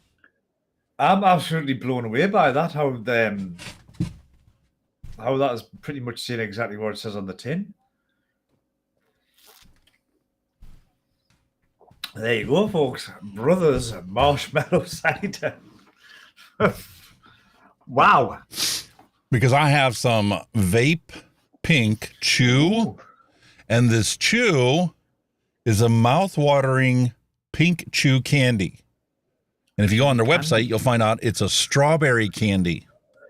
Now, I don't remember as a kid having the strawberry pink chew, kind of like the musk from Australia. Remember we were doing the musk liquids? Their musk candy is that pink chew. Oh, can I forget the musk? Here in the States, it's strawberry. Down in Australia, it's old lady perfume. And as an alternative, we have Swirl. Oh. Swirl is a perfectly whipped rainbow sherbet ice cream. Sherbet ice cream. Ooh. And you'll see they're both 0 milligram. So I'm thinking that could be more sorbet. You know, sherbet ice cream is more like a sorbet. Mm-hmm. So I'm curious to see what their take is on it, because I've got some sherbet flavoring from Flavors that he originally sent up, and I used to actually make the cola recipe, which actually tastes like cola, especially once you let it sit for a while. And now it's like, okay, well, which one of these are we going to try today? Actually, I've got a request. Okay. For the wife. Okay. She likes the tiramisu. I bought a liquid ages ago that was tiramisu, and she's never come across another tiramisu. She wants a recipe for tiramisu. So there you go. That's my request. She loves tiramisu, apparently. So that's my request for the day. If you want to do a little... we'll try and find an e-liquid recipe with tiramisu in it. Yeah. Pure tiramisu flavor. That's what she's after. Lovely. She loves it. Yeah, hitty missy. I could vape it, but it wouldn't be an Aldi. It would be a aye. But yeah, that's what she's into. So I says I'll ask her, and if it's out there, we'll see if we can get it made.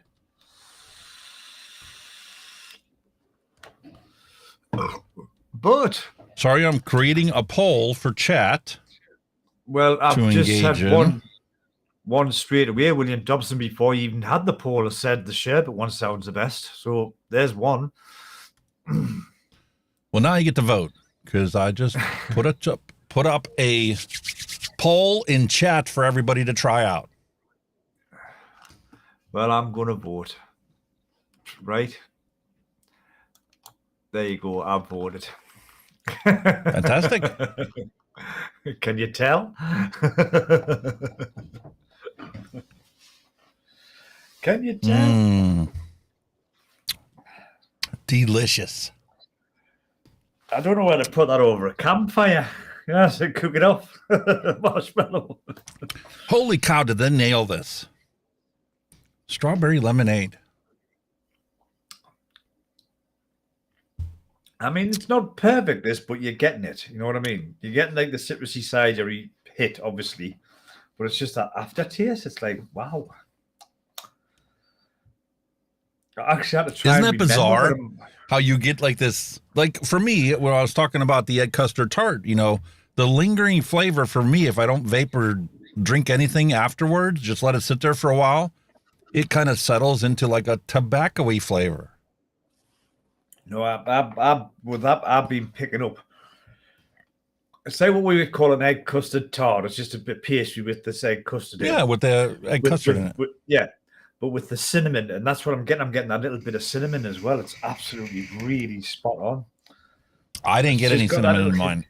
It's got a hint of cinnamon in it. It's absolutely. I mean, I'm not the biggest fan of cinnamon, but it goes well with that. Absolutely brilliant. That's probably what York tastes. Give me a rice pudding coated in cinnamon. Oh. We had one of them and all. It was a vape. This is like when we both started vaping. Like obviously she had that tiramisu one. I can't remember who made it, but it was a nice one. We also had this other one. It was something cow, and it was a rice pudding, and it came in a square metal tin, like with the pattern of a cow hide on, and your bottle was in the tin. And what for a rice pudding? It was out of this world. Like I say, I've never seen it since. I don't know if they've just stopped making it, but it was really, really nice stuff. Even I like that rice pudding. Absolutely, it was like a creamy rice pudding as well. It was bloody lovely. Oh yeah, They sell those around here, and I love it when my wife buys it, but I hate it when my wife buys it because as soon as she buys it, I eat the whole freaking tub. I can't stop. You think Pringles are bad? You can't just have one. You can't pop one and stop. Rice pudding, forget it, man. She buys that little Cozy Shack rice pudding, and it's like, okay, if I have that for anything, once I open it, forget it. It's gone. We make a nice homemade one. Like we always fight over the skin on the top. Everybody likes the skin.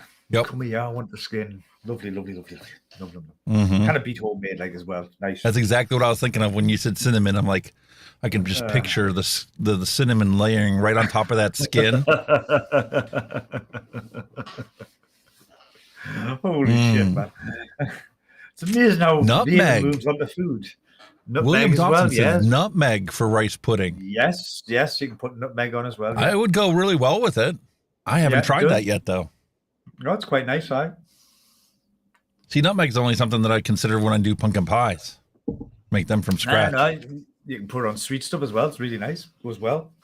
Goes well with rice pudding, definitely. He's hit the nail on the head with that one.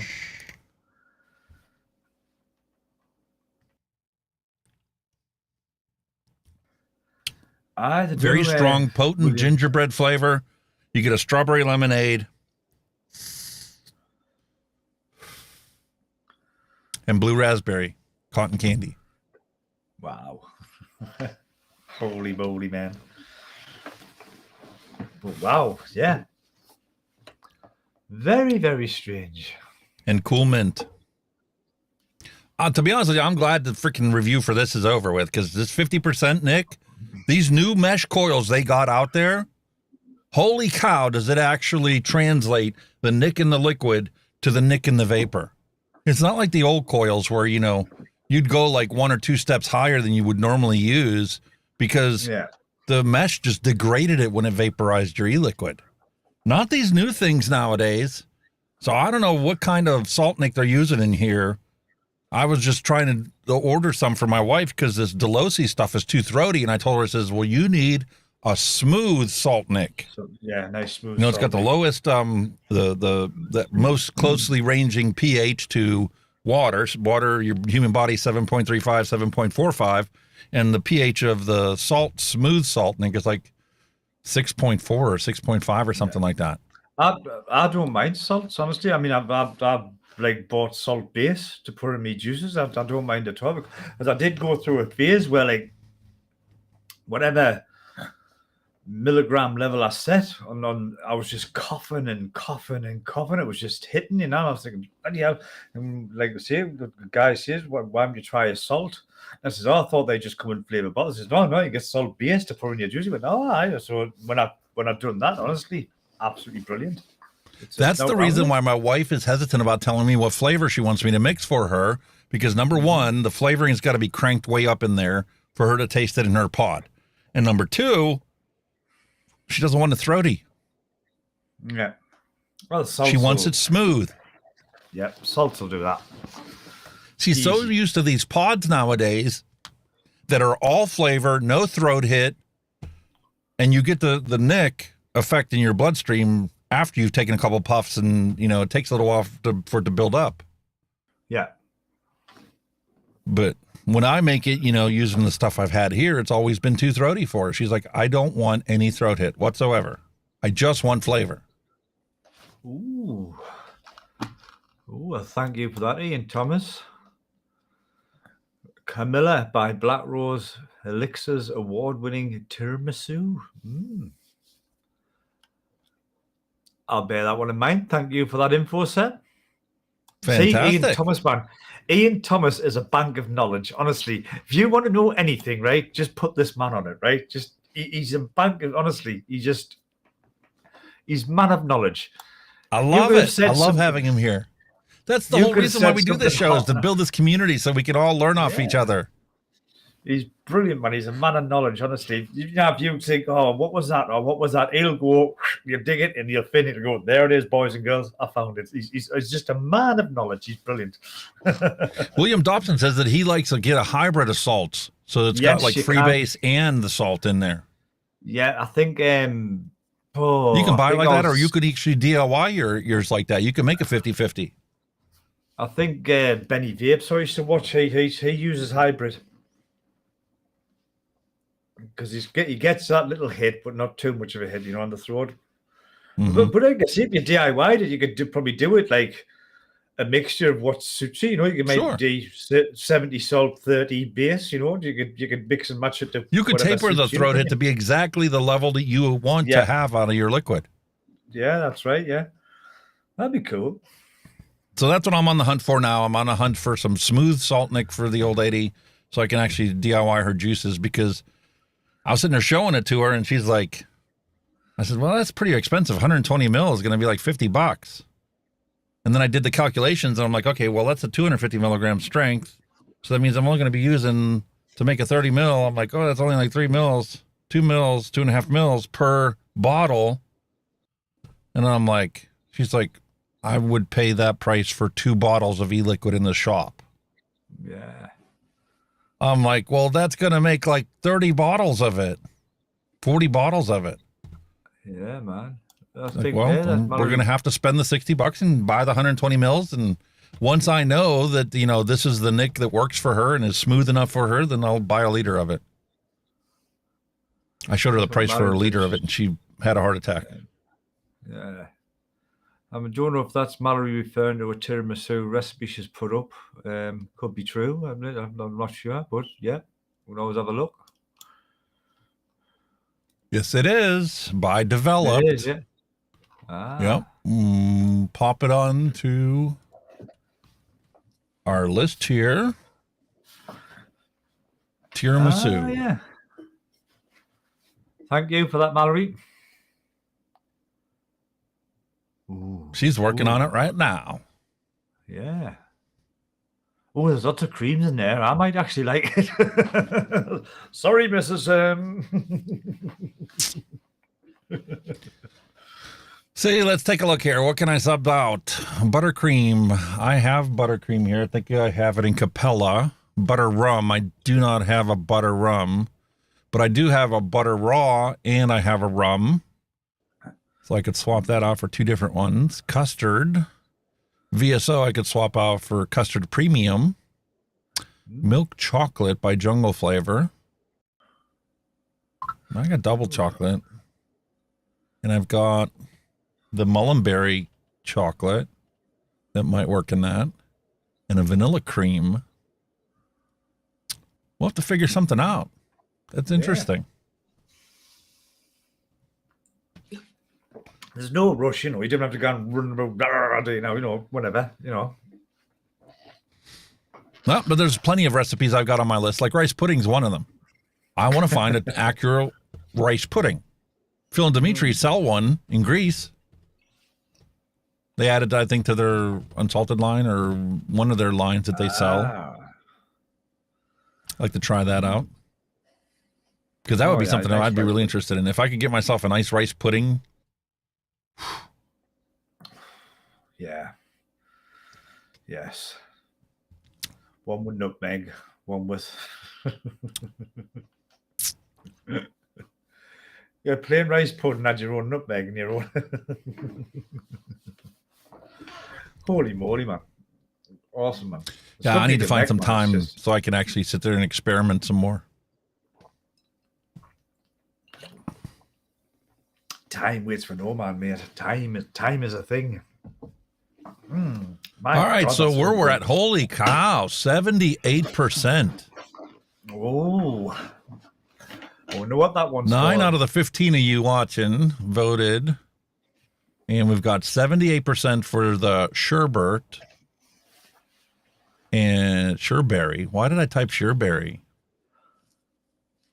Sherbet, and 22% voted for strawberry. So we're going to go with the swirl sherbet. Dusty Country Road said, think saw rice pudding on ATF. All the flavors. Yeah, I've seen a couple recipes for it. Yeah. Never took the time to actually.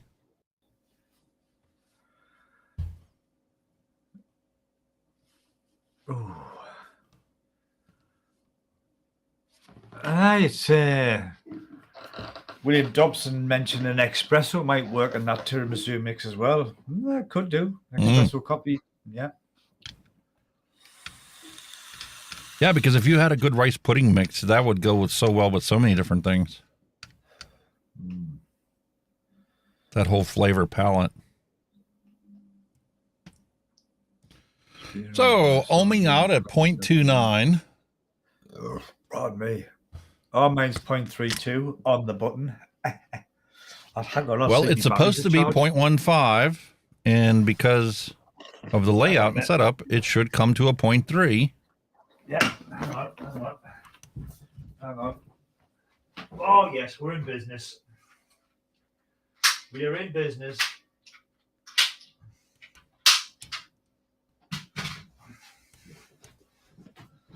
Four freshly charged batteries. Yes, boys and girls, it is time for the Titans. Da, da, da. What's a cartoon called? That one of the Titans or something. Go, go, Titans, go. If I remember correctly. Of the days when the children used to watch CBeebies and shit all day. Typical Steam Crave situation here. Ooh, ooh. You drop it in and line it up so it clicks into its mated slots. And you know you got it right when it sits flush inside there. Holy cow. Yeah, 0.31 mine's coming out as, so it's not far away yet. Well, got to put the batteries in. That's on Four honking batteries. That's on the because there's two types of mesh. There's a stainless and there's a canthal, and the canthal's the higher wattage one, isn't it? If I remember correctly. I may be able to tell you exactly if I can find it. Aha! Aha! It just so happens, boys and girls, I managed to find it. The coils that were in this one. Oh, sorry, coils, the mesh. This one here is blah, blah, blah, blah. Canthal A1 square, resistance of 0.15 ohms, pulse at 20 watts, power range 40 to 85 watts. Titan pulse just pull the 40 cap watts. off of this and pour it in. And then the power range is 80 to 160 watts when you pulsed it. And the other ones you get are, I can't show them with the right, the model ones you get are stainless steels. They're 0.15 ohms. Supreme, on the Supreme, you pulse at 20 watts. The power range would be 40 to 70. On the Titan, excuse me, you'd pulse at 20 watts and the power range is 60 to 80. So the stainless steel ones are a lower wattage, but the canthal ones can go up to 160 watts. Yeah, but here's the best part. Because it's a PWM mod, it's in voltage, not in wattage. Well, you've got your little watt counter in the corner gives you a rough idea what you're doing anyway, doesn't it? Yeah. I mean, I'm on 5.8 volts and it's hitting about 109 watts. That's what I'm on. Who thought you'd be vaping mesh at 100 watts? Fucking hell.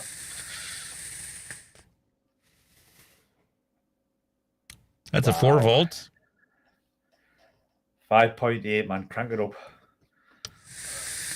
It's too cold when you get too low. I'm also trying to break it in.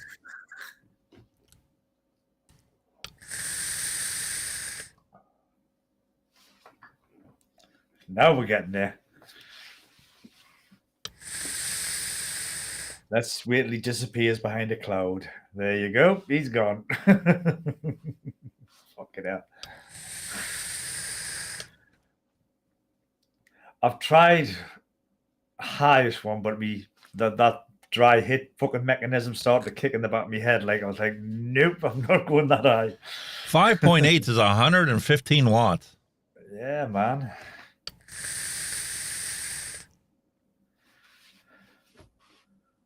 I'm quite happy there. I think it's just nice there, like 5.8 volts.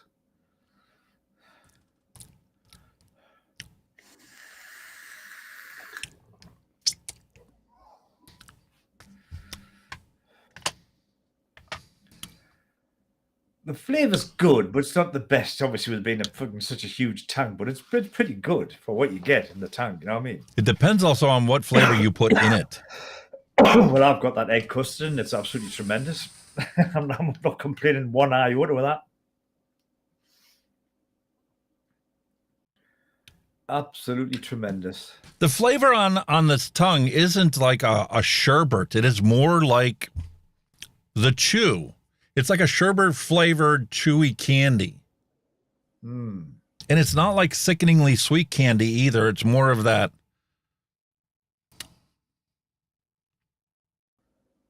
Wait a minute. That's. That's why I'm not getting it, because that's the strawberry. You're vaping the wrong bloody one, aren't you? I'm like, this isn't sherbet. It's more like a candy. It's chewy. It's got some strawberry, but it's not like distinct strawberry. It's not strawberry like the strawberry in this lemonade.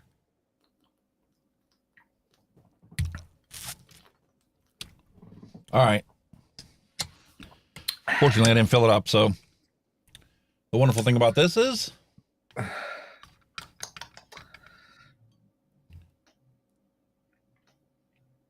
you can just pour it back. I've seen it all now. Like, dear me. Waste not, what not.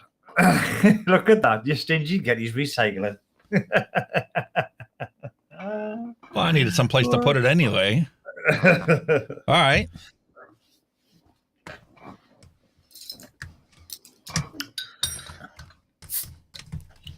Just out of curiosity, guys, I'm now cracking open the cherry Vape. Well, we'll see what that guy goes like. I'm a fan of cherry Vape wells.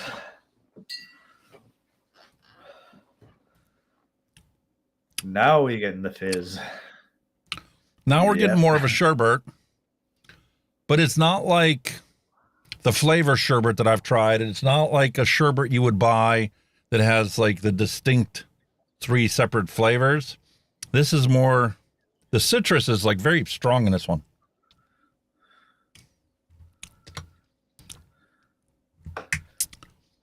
I am getting the sherbet essence. How you like this for a tank? It's brilliant, isn't it? Didn't funny on one nibs, you just pour the fucker in. I love me the tank. I don't know why I use. Right, I do know why I don't use it so much, because it's fucking huge.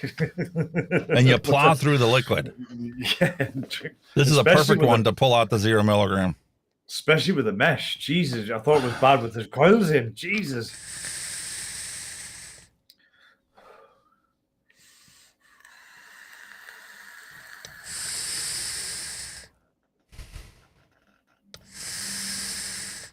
Holy mother of God. Clouds for days, bro. Clouds for days, bro.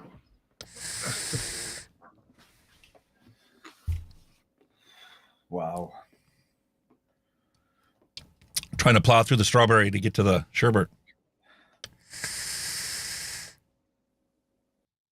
Who'd have thought of that? A couple of weeks ago, I was sitting with this little mesh coil on an RTA. Then I got a little mesh coil and an RTA. And now I'm vaping a mesh coil at over 100 fucking watts. What kind of progression is that? Christ almighty. I'd hate a dry hit off this, like, oh, it'll hurt. Why would it hurt? Cloud comp today on the Mixin and Chillin vlog. Yeah, let's rock and roll. Let's get one out there.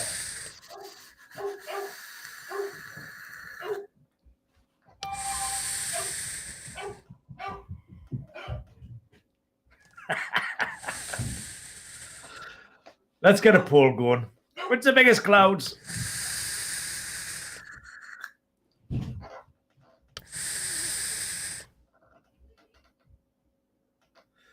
Holy moly.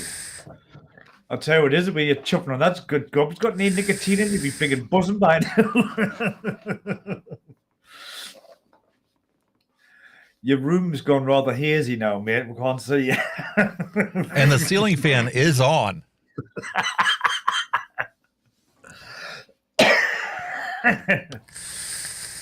Wow. I used to be able to do wars. I don't know if I can still do them.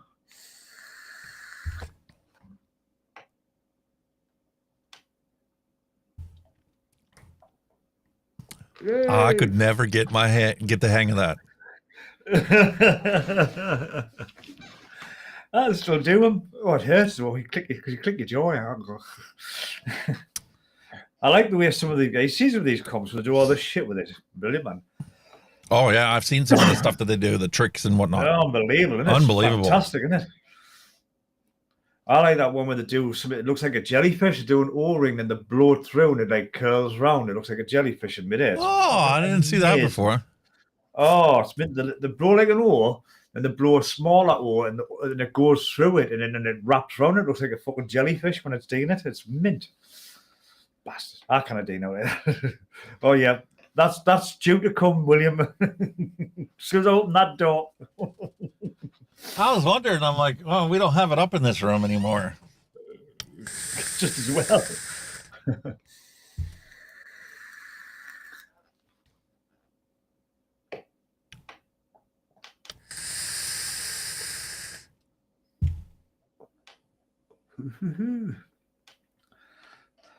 I wonder if that'll work. Boy, that strawberry is really strong in this mesh.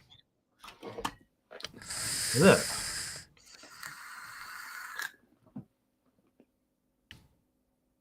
I'm waiting to get that whole sherbety, the citrusy aspects of that sherbet to come out. Whoa!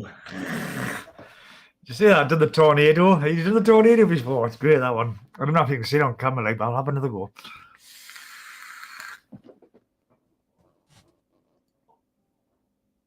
You have mail. Ready? Here it comes. Whoa, look at that one. Off to your right, mate. Hang on a minute. We'll have a little because she asked if I can fucking do one. Hey, hang on. We'll get it about there. All right, we'll have a go here. We'll have another try. We'll have another try, yeah.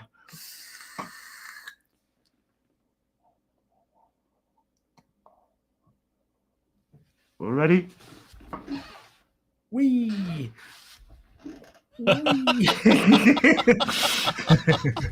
Little tornadoes.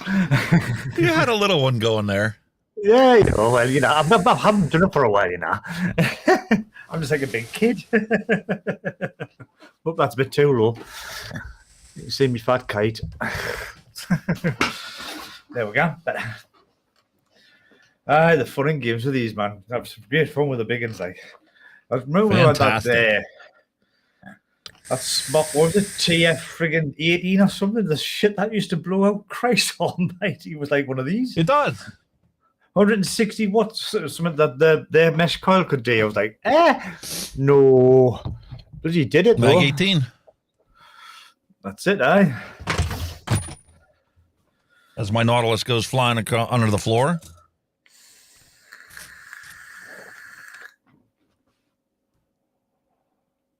Still fucking good. That for a tank its size, it's tremendous. I can't believe a tank this monstrous can produce decent flavor out of it. You got to crank up the wattage, but what was the other one that brung out? Now that was a 40 mil, but it was the flavor supposed to be crap on it. And I can't think what it was. Oh,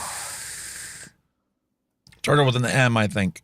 Mason or Mason Dunk Tank, Mason Dunk Tank or something. That was it, wasn't it? There was, but the flavor, the record was brilliant cloud sugar, but the flavor wasn't as good as what it was on there. That's quite nice. That's a true cherry bakewell as well, by the way, guys. It's pretty lovely. Yeah, you're getting the almond in there as well. They've got almond in that. That's bloody nice. Ooh. Well, my head's swimming now with nicotine and fucking alcohol.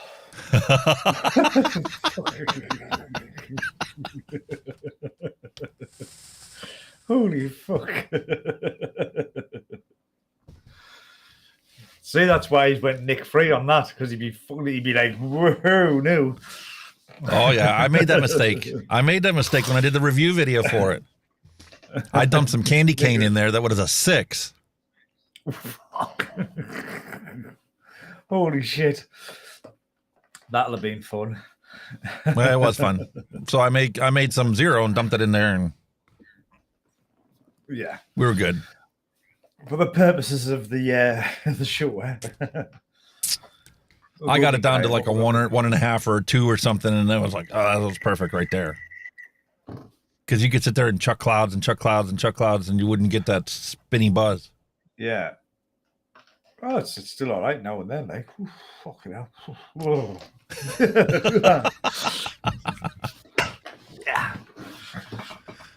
But still a nice calming buzz. That's all I'm going to say. It's nice and calming. Fantastic. I better let the smoke clear a bit like before I go on again. Which the old smoke alarm's going to be having schizophrenic attacks. He's vaping. All right. Time for the steam Crave to get put aside for a while. I think we ought to move on to, I'll let you pick. Which of the two interest you? The Serpent. I've heard good things about that anyway. So I want to know what you think. Because a lot of people have said it's a decent RTA. I'd be interested in your thoughts on it, mate. Only way to find out is to do a little retro vape.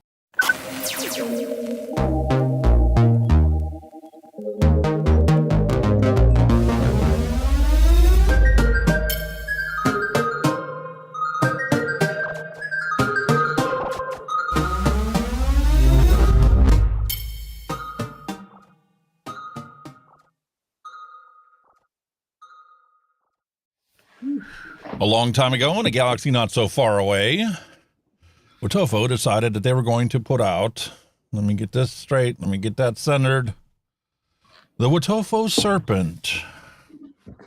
Good old. I heard some good stuff about that. It's supposed to be pretty decent. Well, only way to find out is to open it and try it. Yeah, my man. How long have you had this stuff sitting? I'm just sure it's still sealed. Bloody hell. I've got a laundry hamper full of stuff I haven't opened yet. Really? It was the vape apocalypse. So when I went and purchased it, we literally hauled the cash out as quick as we could, empty the savings, because I'm like, I'm never going back to buying cigarettes again. I could never leave, so I would have to have. I'm like shiny. I need to see. I just couldn't leave it. Just no. Got to be looked at. Got to be tried. Got to be tested. Your favorite color? Oh no, that's it. You can tell it was a clearance purchase. And look at that non-matchy drip tip. Well, I think that would be the ultimate insult if they'd done a rainbow drip tip. It should have been purple. I know, but still. Why? How they haven't done that one quite yet? I never know, but there you go. See what I mean? How the top cap's domed, so your flavor's going to be fantastic. See what you mean about Jay Hayes being sometimes really right about this shit? Look at that crap in there. Yeah, it's condensation, that. They've got a bit of condensation in it, mate. That's not just condensation. That's like VG.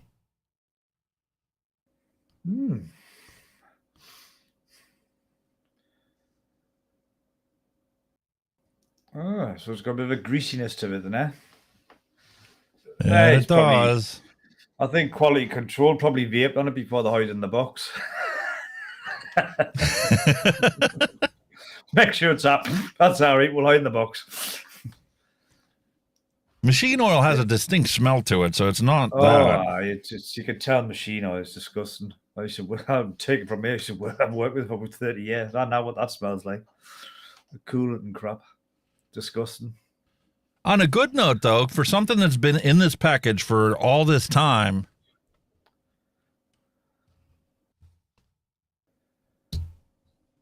the stuff's coming apart pretty easily.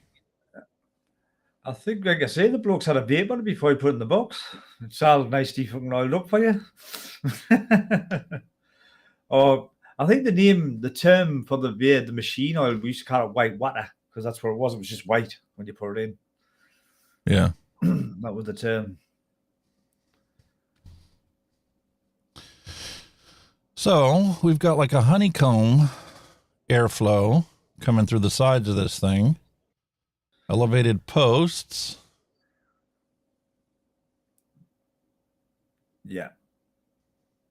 Interesting. And it's a combination flat and Phillips.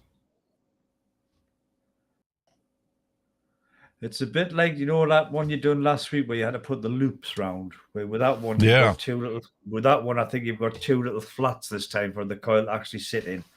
Or there's two little grooves for it to sit in before you clamp it. So it might be a bit of an easier build. Cotton. 3mm thick cotton. Blah, blah, blah. I've never seen that one on cotton before, to be honest with you. The coils. Ooh. Clapton. 2 frame staple Claptons, 0.33, best 60 to 65 watts. Resistance is 0.17 for the dual. That's okay. Ooh, And one Clapton.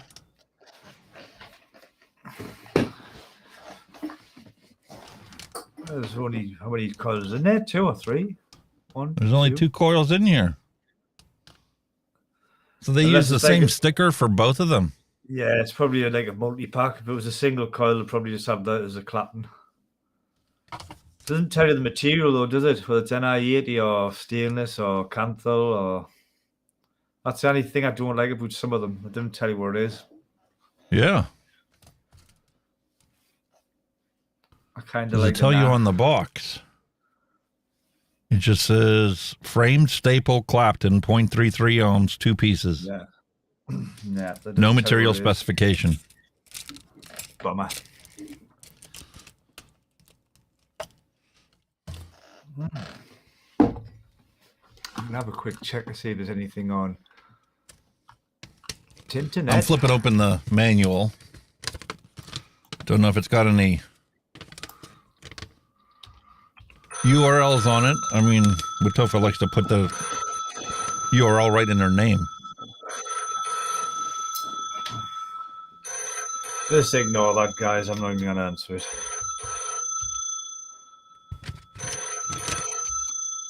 Fucking idiot. There you go. Well, nothing in the paperwork. No in the paperwork, tell you, no. That's RT, man. I want RD, you dick. Da, da, da, da, da. Did they actually include a coil rod? And out of all the tanks, all the drippers that I've opened, only the mesh tanks have ever come with the coiling rod. Holy What shit, is written that's on this thing? That is a bargain. e-Cig 1 have got the Wotofo SRPNT RTA in. Are you listening for this price? Yeah. £9.99. Bargain bin. Bargain bin. I was trying to see if there's any info on this one. Blah, blah, blah, blah, blah. What's in the box? So we got 5mm diameter on the one side and 3mm on the other. Very interesting. Nothing there. It's Clapton. Free-end Clapton. Nothing. No specs on the material coils at all of anybody.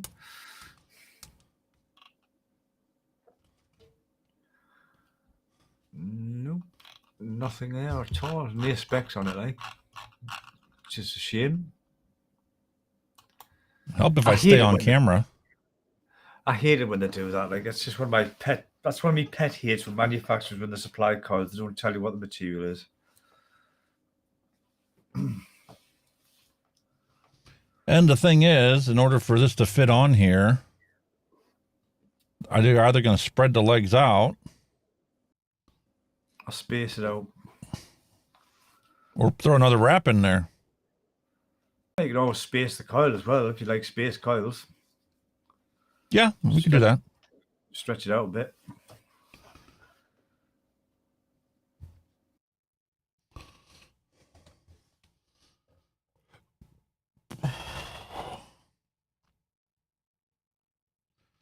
This is something that their guide showed as well.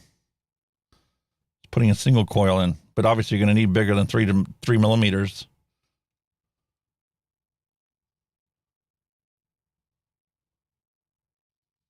It's going to be way too far away. Ah, he disappeared.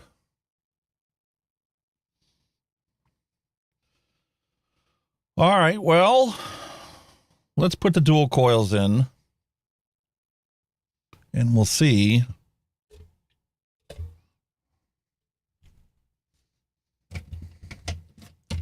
There's my tool.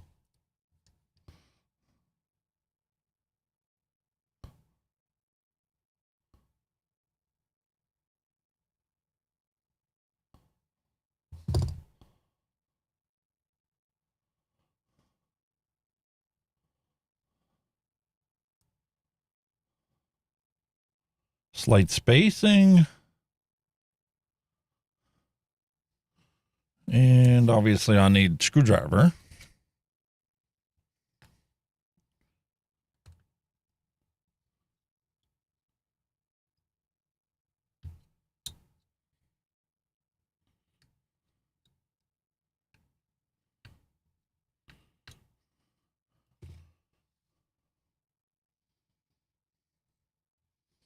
How about I actually put some music back on? I just realized that our music has been off this whole time.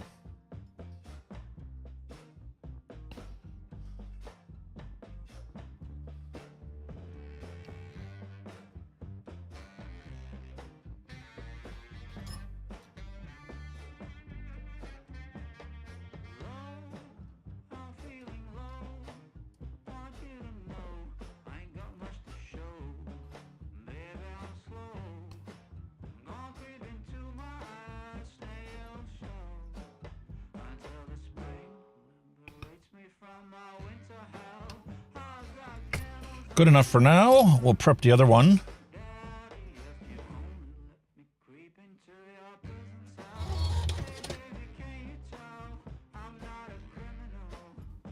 Richard Kidd, hello and welcome.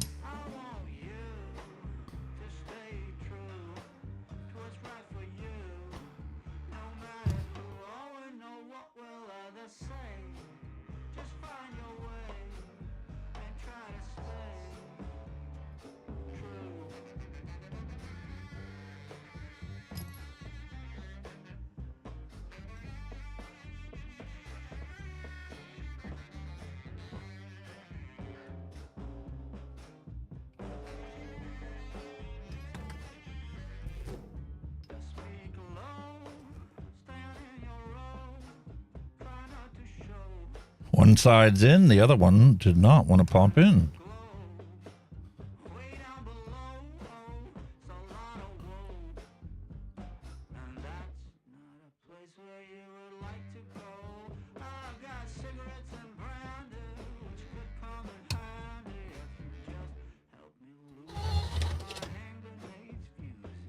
The Vaping Canadian, hello and welcome.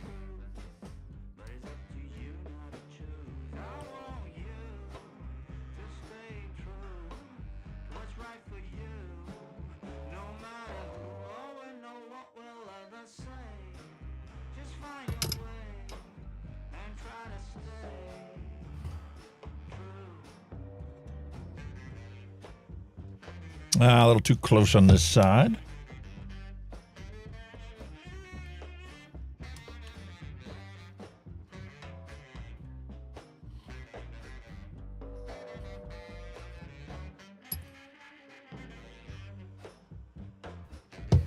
Did I even do anything? Pull that out.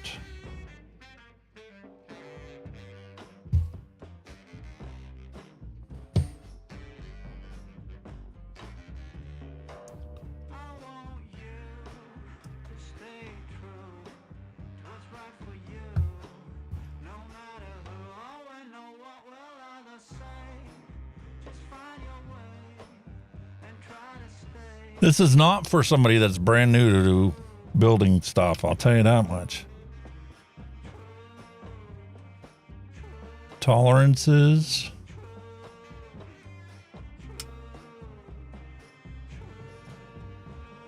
Aren't as good as they should be, but we got her in. Top of the airflow. That's the boy. They're in, they're tight. Make sure you Get them. That's the only thing with them legs. When they stick with them, make sure you get them really nipped down. Because if you don't want anything earth into your top cap, or should I say hard shorten to your top cap.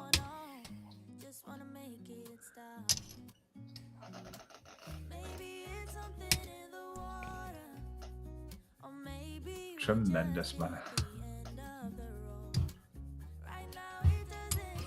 Ohms out at 0.17. Cool. It might drop a bit when you burn it in. Burn off whatever's on there. So I mean, space coils just glow up straight away. That's not too Near shabby. hotspots. There's no near hotspots on now. So I don't mind space me coils now and then. Like they're pretty. All right. I see you, but I don't see you. I'm back. No, I'm gone. I'm gone. He's lost us.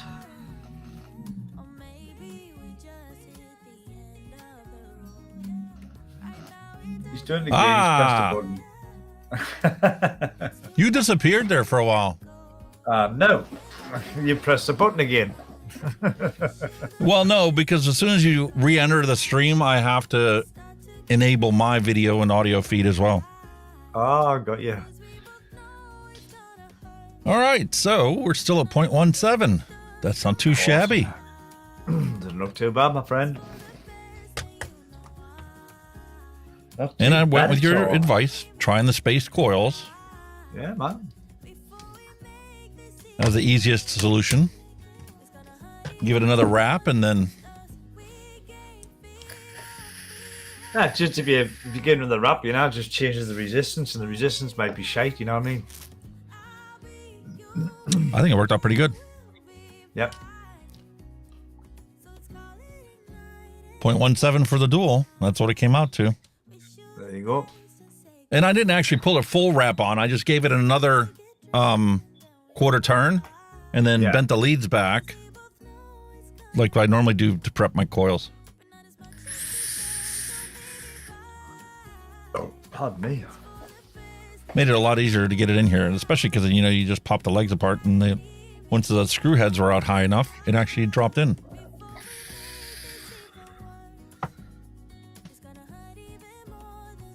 Speaking of coils, I need to get some coils for this. Oh my god. That's just puked e-liquid all over, is that? If I can ever find some free time, I need to get into making.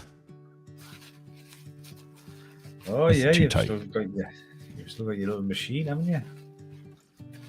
Your little toy. Too tight. You're too tight there, buddy.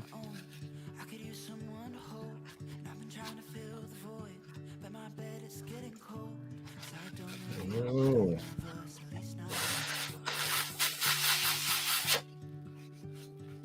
That's much better. All right. Now do the same with the other side.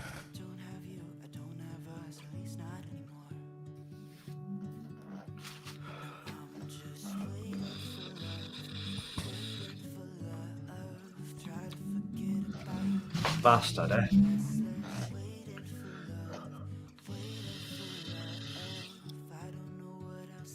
Hey, A Bastard's not here today.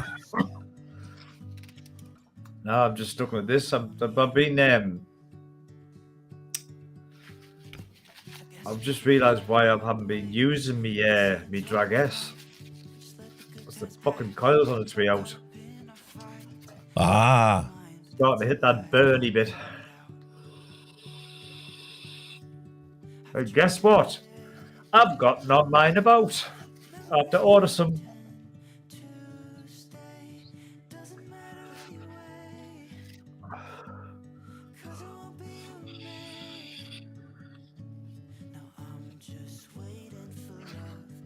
Nice little mod, I do like enjoy it, like, but it's just gets pretty near coils, eh? Motherfucker. Oh, put that in there. That's it.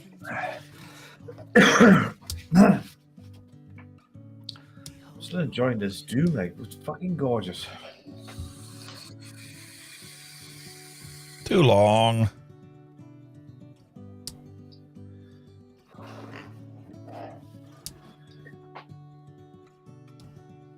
You ever notice that if just one extra mil in length can make such a big difference sometimes on these things? That's the beauty about them, you just, as long as you can get them to touch the deck, that's all you need. There's no piss farting about with them, is there? Just drop them in, touch the deck, happy days. Or the bottom of the deck, as the case may be.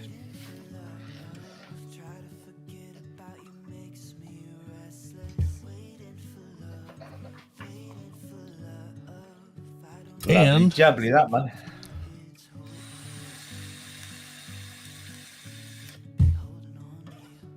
Gonna use the gingerbread. Oh. All right, what's the alignment on this thing? Ridiculous airflow. Has to line up with the slots. Yeah. Okay. It locks into place, yeah. And obviously the and then top you cap's got adjustable. Interesting. 2 4s and a 2. All right. Yeah, I think you'd be pleasantly surprised with me. Like I say, I heard some good stuff on it.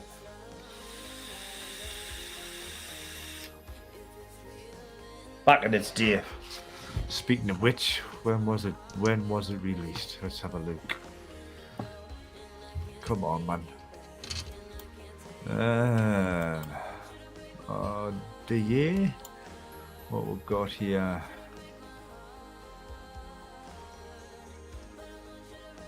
We're looking at around 2021-ish when that arrived on the scene. So it's only been 2 years. Yeah. Oh, 2021-ish is when that arrived on the scene, guy. So it's not that old.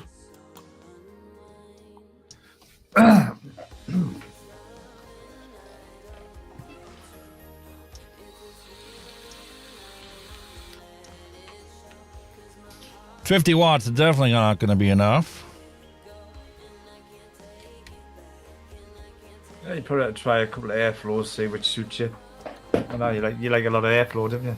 0.17 I've been doing consistently on the Arbiter at 65, so I'll go up to at least 60.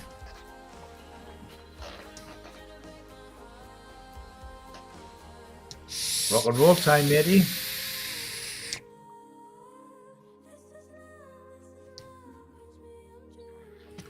It's got that fresh cotton, fresh burned wick coil flavor. Yeah, it needs a couple of chuppies to get embedded in.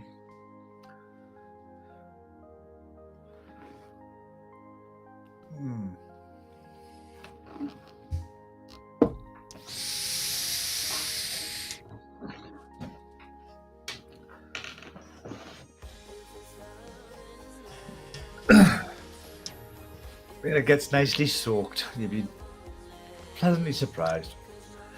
I don't know what kind of material they use for these coils, but it's really throaty for the nick. Is it? What if that comes? Same juice in the Arbiter.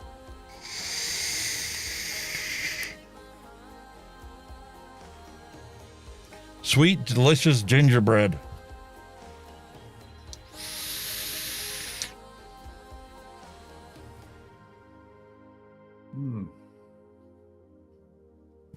No. Coil placement. I need to adjust the coil placement, I think. Possibly. Cut down to just 2 air holes. Yeah.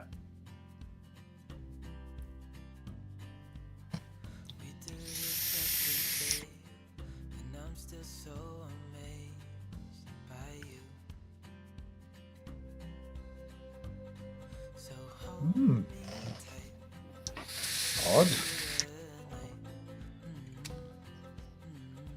I get the scent of gingerbread, but I'm not getting any of the sweetness.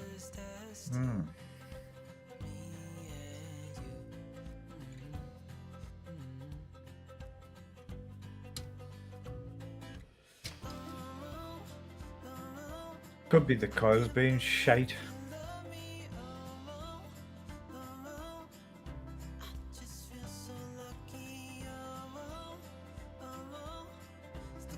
They're dropping them down a bit, like Actually, I'm raising them up raising them. because you only have side airflow. And if your coil is below the top air holes, you're not going to get any flavor. You're going to get complete dilution of your... Top. Yeah. Yeah. Just gonna blast over the top, innit? Raise them up a little bit.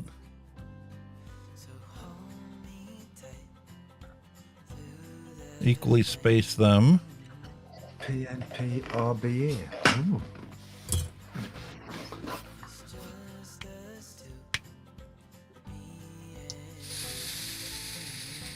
Mallory Gates said go as wide open as you can on it. It is wide open, and with the coils raised up, I'm getting flavor again.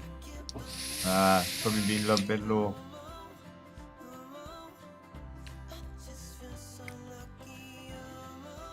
Arbiter's better.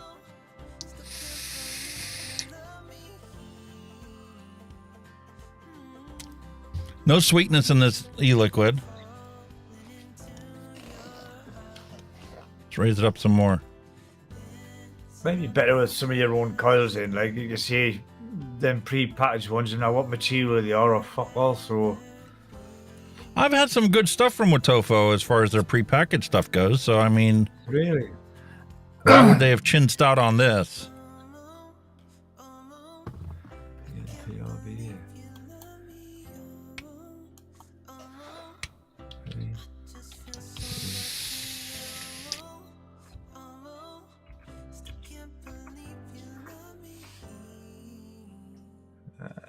Both of them wide open.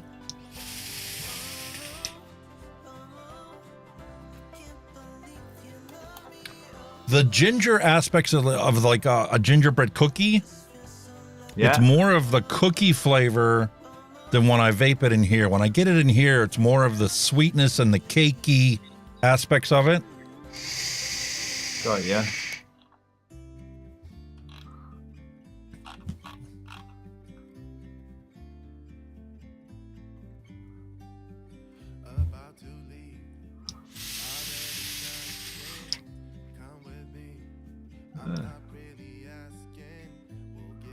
It's killing the sweetness in this liquid.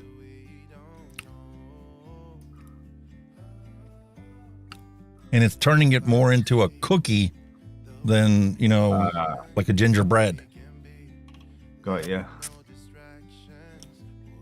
It's not burnt like a burnt cookie. It's just like the ginger aspects of the note have been constrained into a singular flavor note or profile. And like all of the breadish aspects of a gingerbread and all of the sweetness of it is just lackluster in this. Not kicking in. I'm very surprised. Like I say, I heard some good feedback on it. I'll have to put my own coils in it and see what it does for the flavor. But definitely needed to elevate those coils.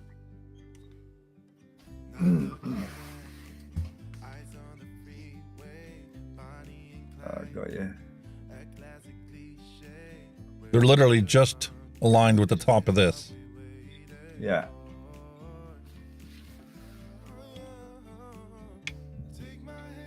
That's probably where you want, with the being side airflow, you want them like level or slightly above, you know what I mean? So the air can get underneath now.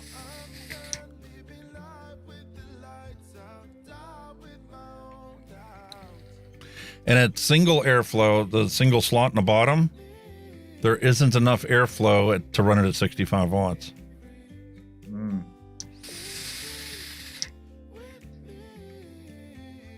They're Canthal coils.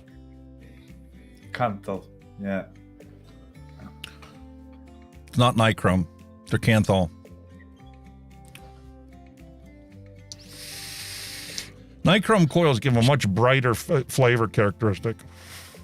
Yeah, I prefer nichrome, or stainless. So stainless. Stainless is usually pretty true and pretty accurate to the flavor profile. I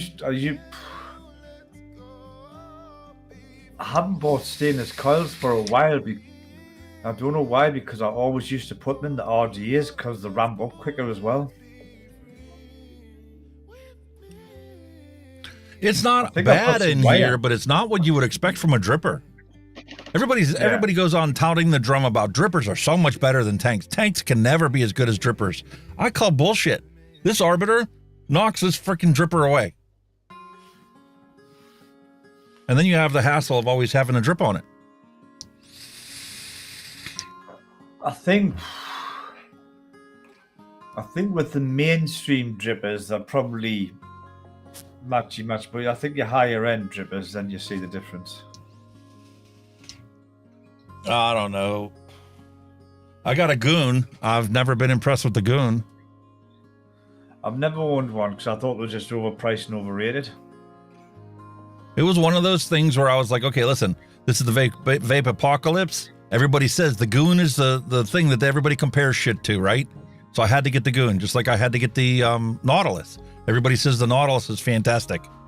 I'm not a mouth-filling vapor, but when shit gets, scarce someday in the future, I can do Nautilus. I think vaping with Vic used the Goon for his temperature. No, he's 200 watt vape. Because you can crank it. It's got plenty of airflow. Yeah. But because it's got so much airflow, you lose flavor. You can't maximize flavor potential when you get a ton of airflow coming through. It's just not possible. I haven't yet to find anything that does that. Even the Steam Crave ones, everybody says, crank the wattage up on your Steam Crave stuff if you want flavor. William Dobson said coils maybe a bit higher than what they are, Maybe it's got to sit high in there, I don't know. I raised it up. I don't know if I can get them any higher with the lead length. Yeah, I should be able to. Get them above the deck to make them flush with the screw at least. Yeah.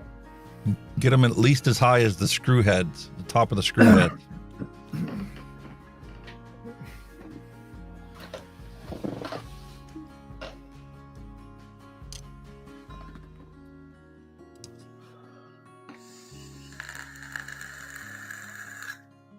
The only problem is now my wicking is just barely touching the freaking deck.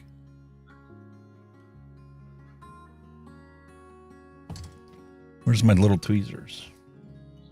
Let me comb this wicking to stretch it down to the deck. Yep. William Dobbs said Asgard Mini. Yeah, that's a good RTA as well. I think I've got one of them kicking about. I heard that was really good. Yeah, I've got one of them kicking about. The Asgards are pretty good. All right. I was surprised because, like I said, the top cup on that, it's like a dome effect. You know what I mean? It's not like a ledge. So you get like a smoother airflow by your vape comes up smooth. It's no hard decks for it to fucking condense onto. It just comes up. You got to use my tweezers to pull it away from the thing because when lifting them up, it brought them closer to the airflow, closer to the edge of the deck, and this one was actually touching.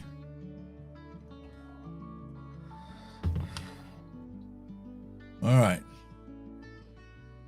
They're as high as the screw heads now.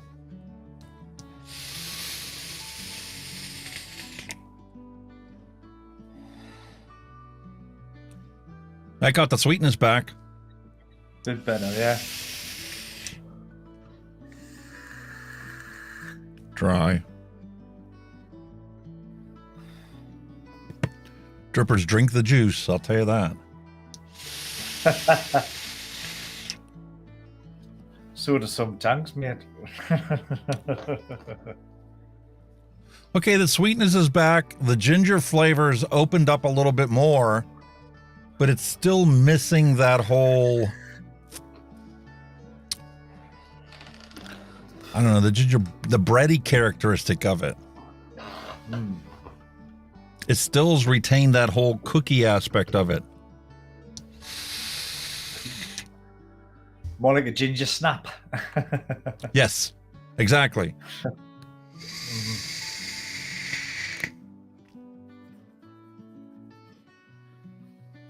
Arbiter still wins. Yo, sorry. I'm just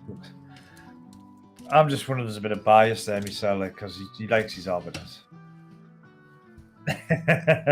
Maybe, but here you're gonna love this one, right? The Kylan V3, right? I got pissed off. I was telling you the story about how this smoke shop is nothing but a a casino in closet hiding, right? Yeah. And we stopped at another vape shop up the Heights, the closest one to us. And I walked in, I'm like, do you have the Kylan V3? No. And there was like 2 other things I asked them about, and they didn't have those either, which I knew they weren't going to. They only carry the mainstream popular products. You know, Smock and Vandy Vape isn't one of the ones that they carry. They carry Vaporesso. Yeah. The thing is, what I've kind of found when you releases, you've probably got to get more chance of getting them online than what you are in the shop, because, like you say, most brick and mortars now, the bread and butter is e-liquid. They don't really. Yeah, but that's where we get screwed because of the vape mail ban. They can no longer send it through the mail, so there's no more priority 3 to 5 day max, right? Yeah, they have to send it through couriers to get to your house now. So when I order something from Element Vape, now I've had stuff that have disappeared in their freaking system altogether, pissed me the frick off, and then I had to do the insurance claim, and then I ordered it from my V Pro to replace it, and my V Pro got it here a lot quicker. Obviously, it's coming from Michigan, whereas opposed to California, it's going to be a lot quicker for me. Yeah. But that was my always complaint with Element Vape is when I order from them, it'll take a month for me to get it. So if I order something brand new, it's gotten to the point now where I'm like, what's the point in me buying it just to do a review on it? By the time I do the review on it, it's old news. Now, granted, the releases have gotten a lot slower. I think it's been out for about a month now, isn't it? The Kylan, I think it's been out about a month. Actually, it's been out longer than that. And a matter of fact, maybe just over a month. Just over a month. I remembered after the fact of making such a stink trying to find it that I watched the Legion Vape review of this product.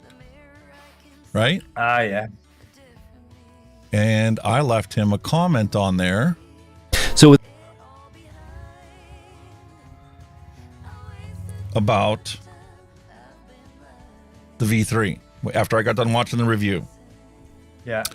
I said, love the review and the attention to detail that you always bring. Now, as for the Kylan V3, how esoteric. They flip the quarter turn to the bottom of the tank. Not a fan of that idea. How many times have you had to fill a tank and the top is tighter than the bottom? This is going to result in catastrophic loss of whatever is left in the tank as the top stays put. But the quarter turn bottom release is easily.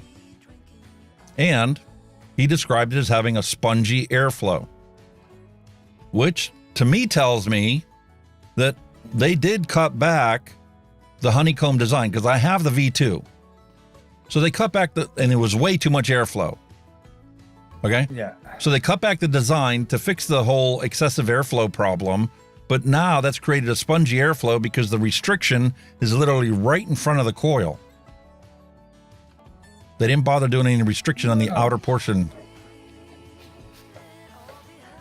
I don't think there's that much. When I was trying to, I don't think that's for. I think that's compared to the Arbiter. Not this is more airy. It's still restrictive, but it's still a bit more airy. Does it feel spongy to you? Everybody vapes different. Steve's a very slow inhale, so I could see where he could catch a spongy inhale. I mean, you dropped off for a second. I find it's pretty much bang on with how I like vaping. I do like a bit of restriction, but I find it it's a bit airier than the Arbiter 2. Not by a lot, but it's just a little bit airier than the Arbiter 2, because till I got used to it, I had the airflow half open for a while. That's what got me really interested in buying it, is because you said it's more airy than the Arbiter 2. Now, the Arbiter 2 improved the airflow over the original Arbiter, but at a cost of reducing the airflow just a hint. My wife loves the Arbiter 2. I would rather stick with the original because I want a little bit more airflow than what the 2 can create. I think the Arbiter 1 has definitely got more airflow than it by a mile. But I'm just comparing. So this is in between the 1 and 2. It's kind of like it's kind of a little bit more, but still a restricted. See, the Chillin V2 had a shit ton of airflow, more than the original Arbiter. Yeah. And because they had so much Arbiter, it was like breathing it in, and there wasn't enough velocity, I thought, in front of the coil to give you the full flavor out of it. It was literally lackluster. Kind of like this was when the coil was buried, below the airflow opening. This is no way lackluster in flavor. I think that new like half dome design they've got at the bottom, rather than like rows and rows of holes, where your air comes out multi-directional, it just works. The side ones are still the same. They're pretty much the same as what they do with the other one. The side is the same, as identical to the Arbiter 2. Yeah. But I think there's a little bit more coming out of the bottom than what there is at the side, because obviously the side holes are smaller, while the bottom holes are slightly bigger. And obviously underneath the bottom air, there's a big channel where it goes under and comes up. So you're getting a bit more bottom airflow, I would say, rather than side. So that should give you all the flavor you need. Yeah. And it's just augmenting the side of the coil so that it cools the coil evenly all the way around. Yeah. I think the side's basically for cooling, the bottom is where you're getting your flavor. Yeah. That's the way I see it. So, like I said, it's a definite improvement over the V2. I hated the V2 because it just was all airflow, no flavor. So if they were able to achieve the right velocity hitting those coils by minimizing the size of the holes, and it's literally, we're talking 0.5 millimeter. Yeah. Or actually less than that. It's probably 0.2 millimeters, smaller diameter holes in the deck. Like I say, I even cut the legs to their recommended size of 7 mil, and 7 mil works. You could probably go 6 if you wanted it, but 7 mil is spot on. But I find it, honest, the flavour of it's fantastic. I've got no qualms at all.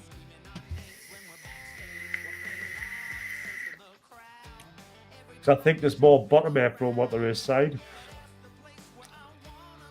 I just think the side airflow is more of the cooling side. You're getting the flavour from the bottom. And I've always preached that anything bottom airflow, you're going to get fantastic flavour off. It's just the way it works. I can't believe how much of a difference there is in the sweetness in these two tanks. This one is the whole palette, all the individual components that make up this gingerbread are nice and wide and open, and they intermingle each other, just barely overlapping each flavor component of this. This one literally just squashes it all together. That's a bit odd, It takes this, if you were to rate this juice a 10, it's not actually a 10, it's probably like a 9. But if this juice was a 10, when you vape it in here, you get the full potential out of that juice. You put it in here, you're maybe getting a 7.5. Yeah. You're just not quite getting everything. You're getting the basics, but not the... Yeah. You're getting the individual components, but they're all like crammed into a sardine can. Yeah. I'm with you on that one. And quite honestly, it's probably because of the fact you've only got 4 air holes. All right? That's true, yeah. So with only 4 air holes, the outer wrap and a half on both ends of your coil aren't getting any airflow whatsoever. It's all jammed right in the middle 2 wraps. Well, I imagine the thinking behind that's to keep the coil cool, because that's obviously your hottest part of your coil, is the center. Yeah. That's probably the thinking behind it. Whereas the airflow on this one allows full coverage of the coil in airflow from the bottom and the underside, and only the center is cooled from the side. Yeah.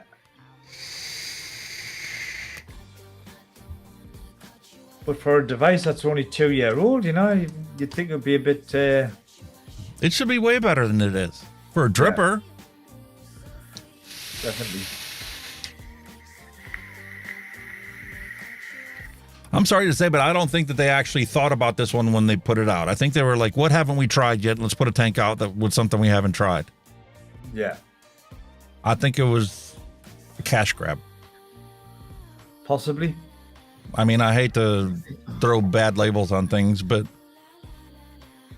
what's the point in cutting your airflow down to just 2 holes? Oh, 2 series of holes. 2 rows too high.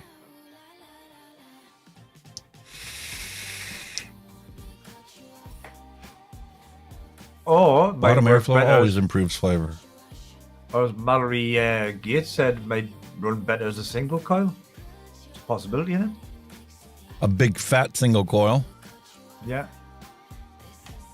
Maybe that's the reason they included a 5mm shaft. Make a 5mm coil. Dual 3s or a single 5. Yeah. It's a possibility. I don't have any made here. I think I'm going to try that. I'm going to try and put a single 5mm in there. Yeah. The way wrap the coil the same way the mongrel is, so that the coils are above the lead legs, forcing it to sit high, sit proud of the tank. That forces the majority of the airflow to aim right at the bottom half of the coil. Mm-hmm. You probably find that with some devices, you know, you think that dual coil and yet, well, I mean, a classic example was Bogan's tank. Everybody ran that as a single coil instead of a dual coil. And they reckon it was much better. This is because as a dual coil, there wasn't enough airflow. The TFV18 RBA deck. Yeah. You know, that's supposed to be a dual coil replacement for the stock coils that they have, right? And after I sat there and played with it for a while, I came to realize, no, not a dual coil. Do a single coil in stainless steel so you can turn it on to temperature control, limit how hot that coil gets. Yeah. And you can push the power to it, limiting the temperature that it gets to. That's right. It was one of the few times I've ever had to run it higher than my normal wattage.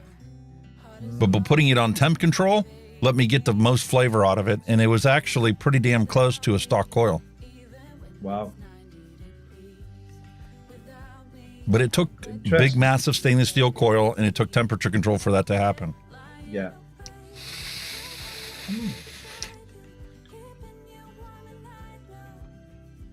It's not bad, but I expect more out of a dripper. Definitely. Oh, I agree with that. Like, I mean, especially for flavor, you know what I mean? Yeah, there's no contest. The Arbiter's way better than the Serpent dripper. Sorry, Wotofo. Try again. Hey, that's the way it works out, isn't it? Glad I didn't get one then. I don't regret buying it. I mean, everything's a learning experience, and that's what gets you to realize and appreciate what makes good airflow and what makes crappy airflow. You know, if you've never experienced anything that gives you bad results, you'll never be able to find a way to improve it. It's quite surprising, like you say, with the way airflow is now. It's all, like you say, this fucking shitloads of old shit and honeycomb shit, and yet that's only 2 years old and they're nowhere near it. It's weird. Yeah.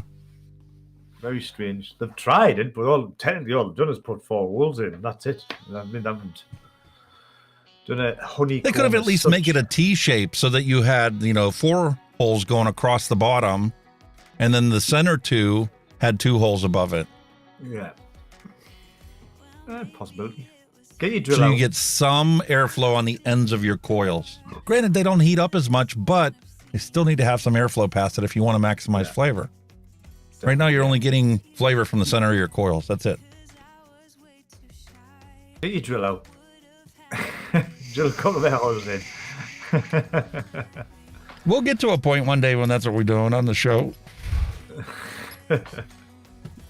But as long as I still have unopened packages, we're going to keep having a retro vape every week. Oh, yeah. Fucking, why not? Find out how good they are or they're not good.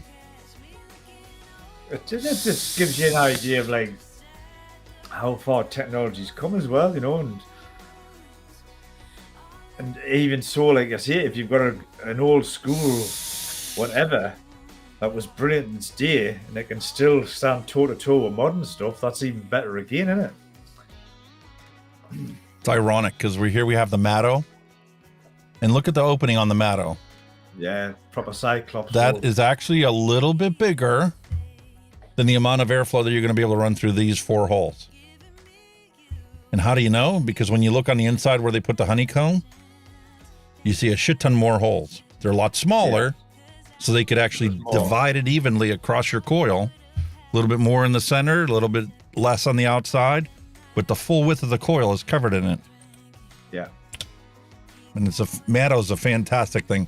If you can get your hands on a Matto and you like this style, beautiful. Flavor's fantastic. Is that the rope one? Metal wire one? Yep. Ah, yeah. And speaking of wire rope RDTAs, next week, we're going to do the Helheim 530 RDTA. And this one actually has 6 wire ropes in it. Holy shit. That's going to be some wicking fun, isn't it? 6? Germans love their RDTAs. Oh, God, Germans love big tanks as well. They'll walk room with Titans. So I'm curious to see how that's going to compare to the Matto. Interesting.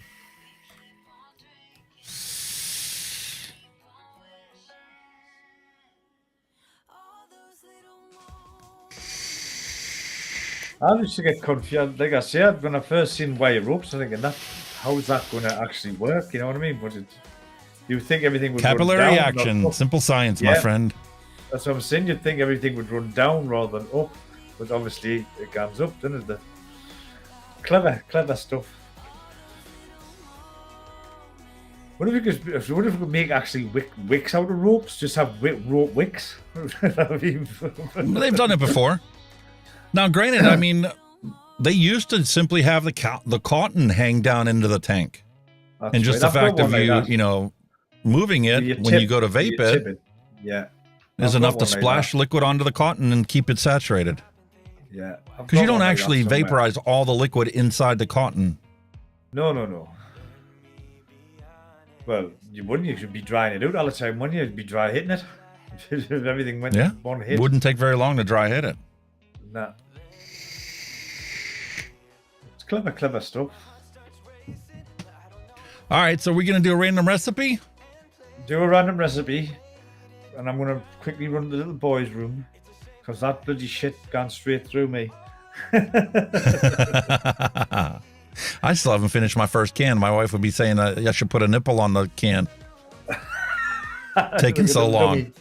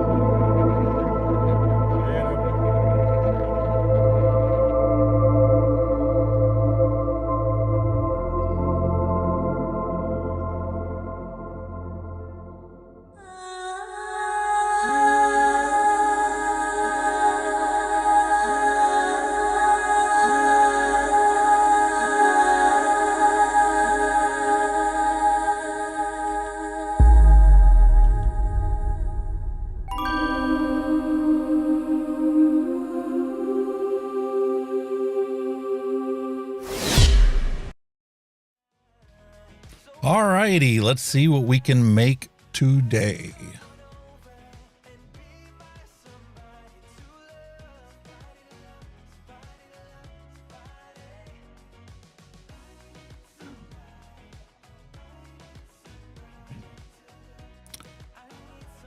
Get to work, Sherlock Holmes.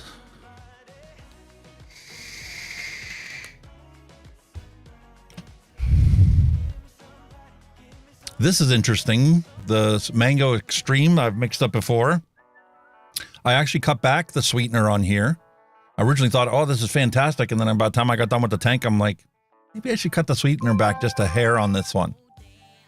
And I did cut it back and actually mixed up another recipe where I cut it back from 1.2% to 0.8. And it isn't as good of a recipe.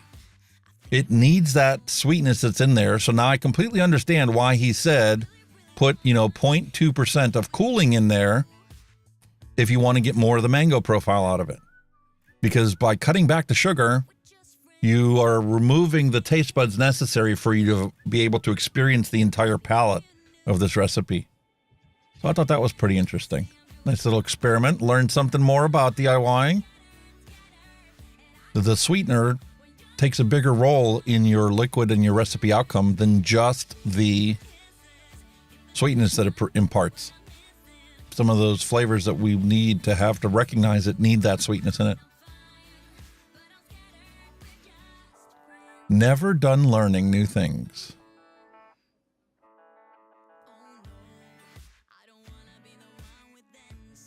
All right.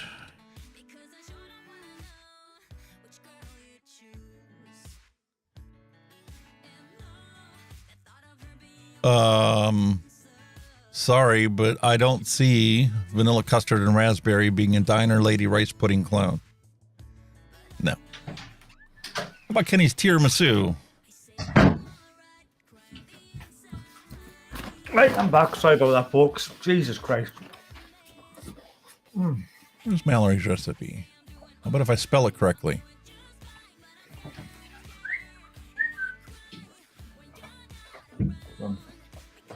Nope.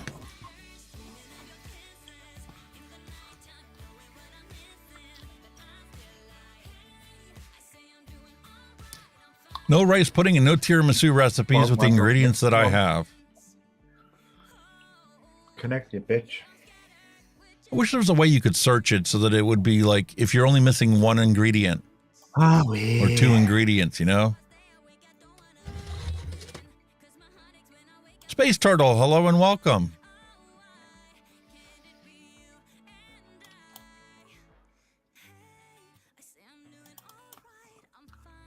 Giddy's Morning Espresso. Honey Perry Clone. I've mixed this one up a couple different times, a couple different variations of it. Didn't really wow me.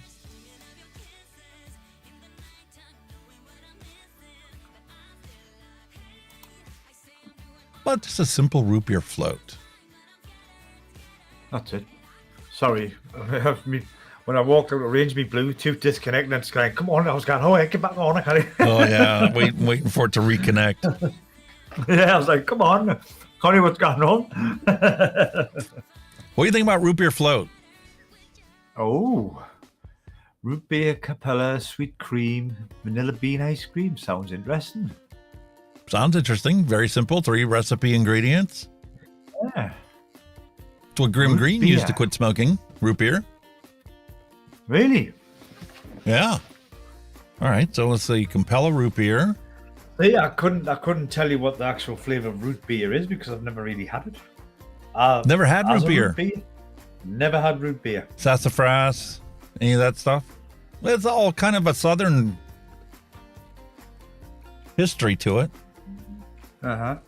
I've heard of it. I've heard of it loads of times. I've heard people going to the bars on the TV, I'll have a root beer and all that shit. I've heard of it. I've never ever had one. Unless you kind of get it in the UK, I don't know. I imagine but you should be able to by now, I would have thought. Root beer in the UK? I don't know. Mallory says root beer is awesome. Freaking awesome to vape. Oh. First thing I'm when going to did do. When did Space Turtle come in? I never seen him come in. Hello, Space Turtle. Sorry, I was in the little boy's room. My apologies. Shit. What? Capella's root beer flavor, straight up on a knuckle test, tastes like a really potent root beer. Like a soda. It's lacking the sweetness, but the essence of a root beer flavor, it's got it nailed. So is it And a the sweet root cream's beer only a pushed to sweet- 3%. Is a root beer a sweet beer then, is it? Or is it just a It is a soda. hoppy beer? It's more of a soda than it is like beer. Lose the beer aspect of it because there's no hops soda. or any of that characteristics from a beer. Yeah. It's actually literally a root that they took and they ground and they made a malt out of it. That's how the origins of root beer. Got ya. But now, as just sold as a soda, it's a very unique flavor, very recognizable if you've ever had it before. I've got you.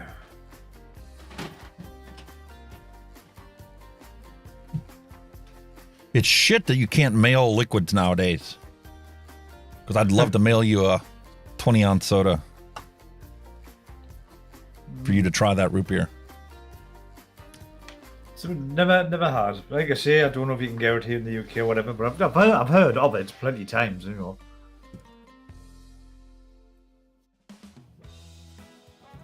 Spade Turtle is looking up EU root beer juices right now. Okay, sir. Let me know what you find. Mallory just sent me hers. She's root beer running the float. root beer at 6, sweetener at 3, and vanilla bean ice cream at 4.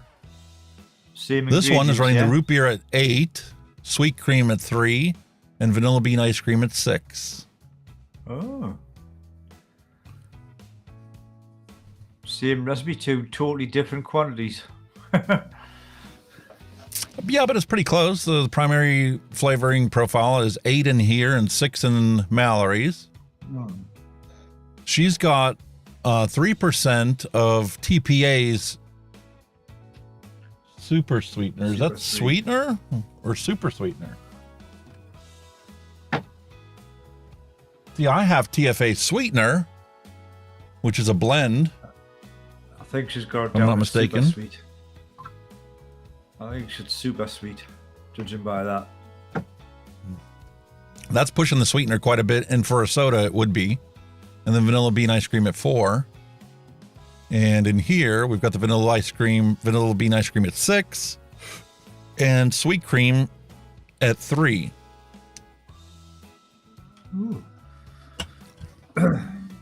Which, if you're looking for the full mouthfeel of an ice cream, vanilla bean ice cream by itself is kind of lackluster in that.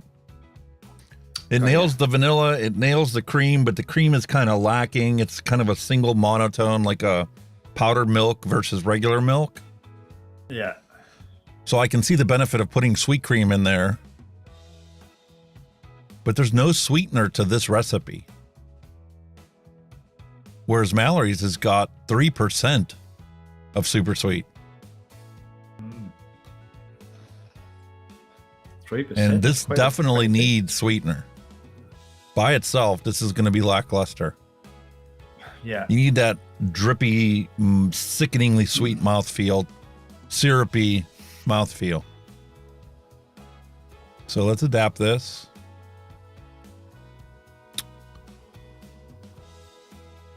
Gonna make 30 mils of it. I'm gonna add super sweet. And I think I'm gonna go with 2%. I'm gonna really push the sweetener in this. Especially with the other ones. These fucking ciders are like fucking e-juice. How the hell they're nailing the flavors in these, I do not know. Fucking honestly. I'm telling you, the chemistry behind flavors and the science behind it Wow. is there. Fucking tell us about it, man. It's mint. All right, so we'll save this and we'll mix this one up. I mean, come on, marshmallow cider. Even in America, that have everything. I would have never sweetened. thought about that. Marshmallow Never cider. thought of marshmallow cider. Christ. What a weird one that was. That was really Space weird. Turtle said, anybody tried the Mom and Pop root beer float? Is that Mom and Pop a brand of e-liquid, or is that a brand of... Oh, I don't know. I wouldn't know. Or is it like I say, is it a recipe on there, Mom and Pop? I don't know.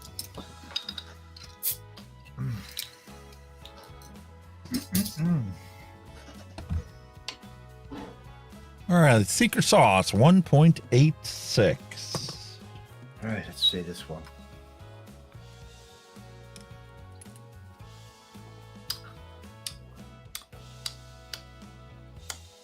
Yeah, that's your typical strawberry line, yeah.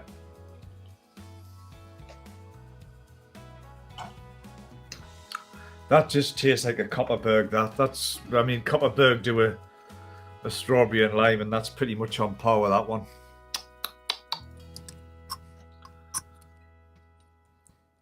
We're getting a bit of a kick on the lime on the aftertaste, like.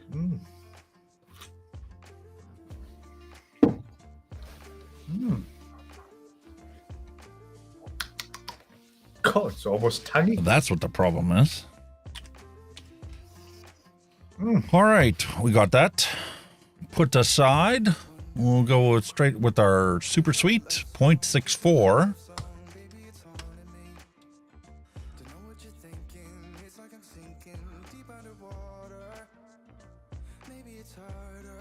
Love it, man.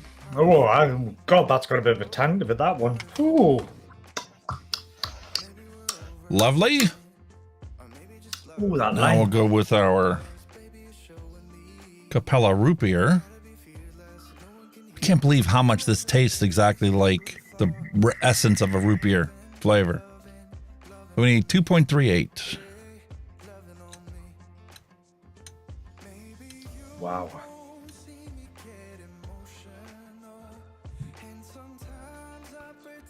And it's really got that tang, that bite on your tongue too when you taste it, just like a root beer soda would do. All right. Sweet cream, 0.9. Now it is.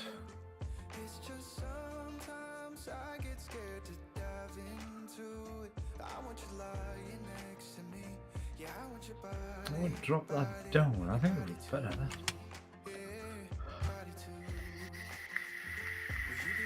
And vanilla bean ice cream, 1.91. The second bottle of this I've gone through. Really? Wow. But I didn't buy a bigger one. If it wasn't for a lot of recipes having it in there, I wouldn't. This isn't something I would try and use to mix up my own stuff. It's more of an accent flavor. I wouldn't want to ever vape just vanilla bean ice cream. Oh. Everybody's got a different preference as far as what's their favorite. What is something that they actually will enjoy? I love eating vanilla ice cream, especially Breyers with the natural vanilla bean in it. But yeah, not my cup of tea for a vape. Yeah.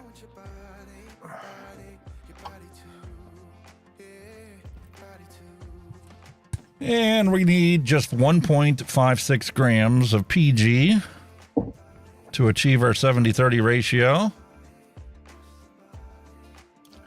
Space Turtle said horny flavor has root beer bubblegum. Usually company likes, but he doesn't know, not sure about the bubblegum part.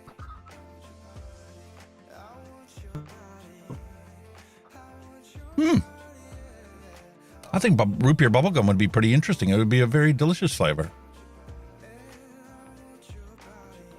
Kenny's internet dropped out again. All right, so all we need to do is 26.5 grams of VG.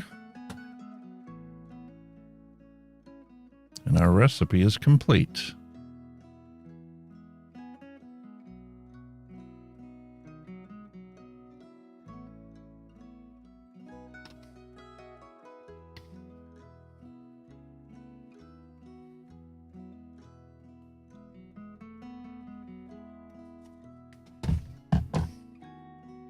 Lovely.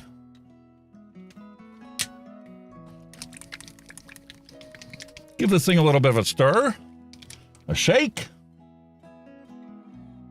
And let's jump over to chat. See what you guys are all talking about. Interesting how it doesn't bring up anything that isn't new. Matter of fact, it didn't bring up Mallory's last message either. Wow.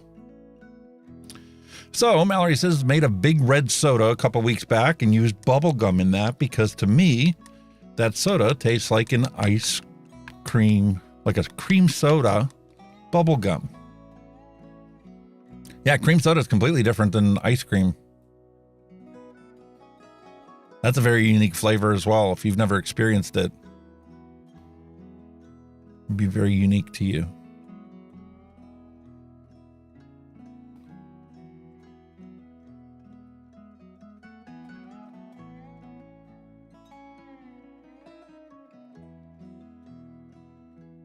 Root beer aroma is not inherently sweet. This root beer flavoring isn't sweet at all, but it does impart the actual essence of root beer. Cool. So this one's done. And unfortunately, the recipe did say that this is a steeper. It says 4-week steep time to get the best. Well, I can see that especially for the creams, vanilla bean ice cream and the sweet cream. But I'm going to try it out now. Take our serpent off.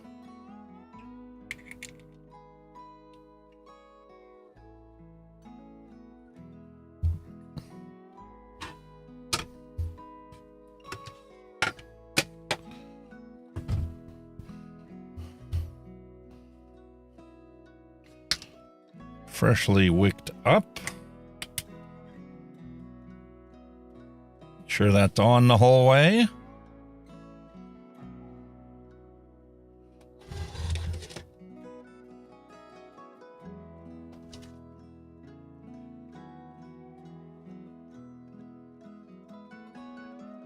Let me reload the page.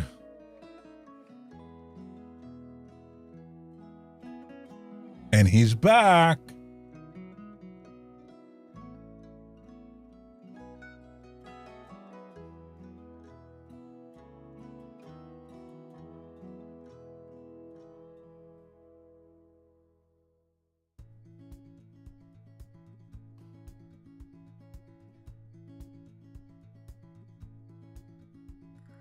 Wish that I could stay. Wish for this moment to never go away. I see you. Do you hear me? I can't see you on the stream.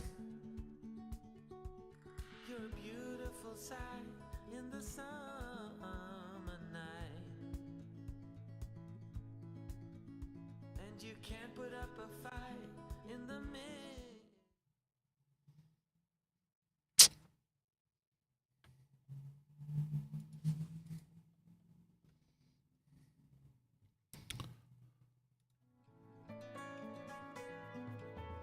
No Kenny there.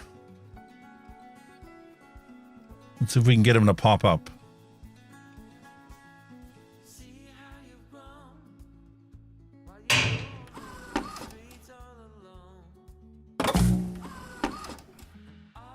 Nope. Didn't work. Where's Kenny?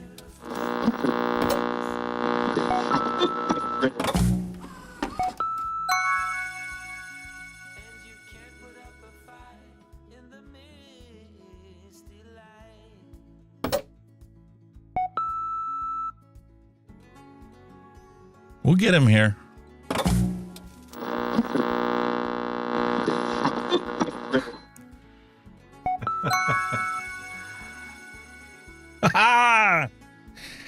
We tricked OBS into finding you.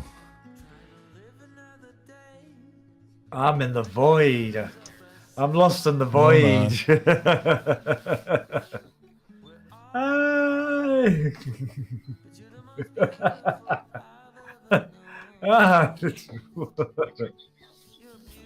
What on Gotcha. earth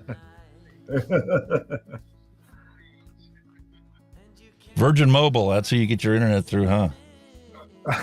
Hey, not mobile. It's home. Well, same company. They can call it whatever they want. Virgin wankers.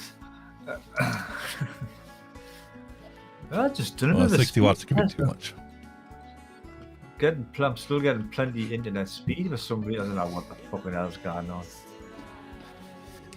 What the hell are they doing? I don't know. Hey, William Dobson. Champions League next season, William Dobson. So don't come the Newcastle supporter crap with me. Eh?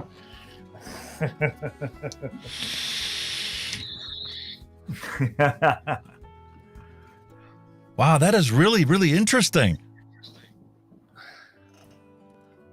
And surprisingly, I'm already getting the cream aspects of it.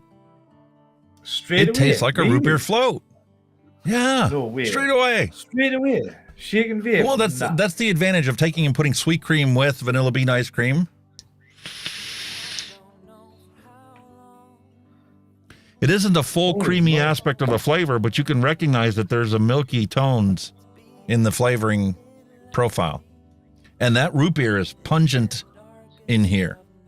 So weird. That's so weird how that, like, you can see the creams come through literally straight away. And 2% sweetness, I think, is pretty damn close to where it's going to need to be.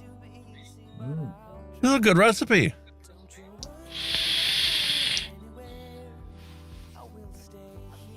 And that's in the shitty drop. I only rate this for flavoring about 75-80% of what a juice is capable of. Yeah. But the ease in wicking and the ease in cleaning it out and, changing it. Oh, yeah. I sometimes prefer that over the flip top Bushido, because the Bushido, the coil sits down in the deck and you literally have to make a really fine cotton strand to get it to go and put new cotton in it. But the flavor on there is like, if you want to recognize all the intricacies of a recipe, I'd use the Bushido over the drop. But just to get a general idea on something, especially if I plan on letting it steep, drop's good enough for that. I mean, it's a mainstream, isn't it? So you're not trying on a high end one where it may be better flavor. You're trying on a mainstream what everybody else would use. That's fantastic. If any of you out there, like root beer flavorings or root beer recipe, this is bang on. That's the way to go, eh?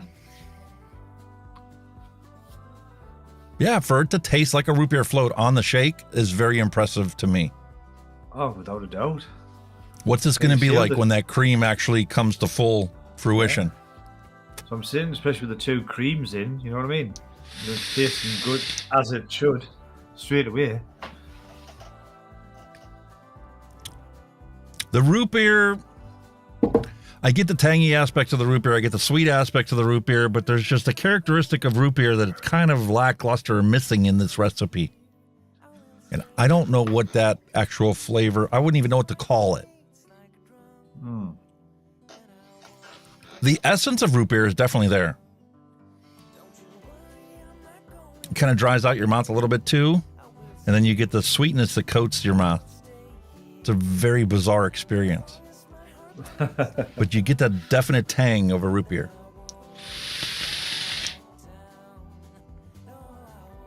Weird.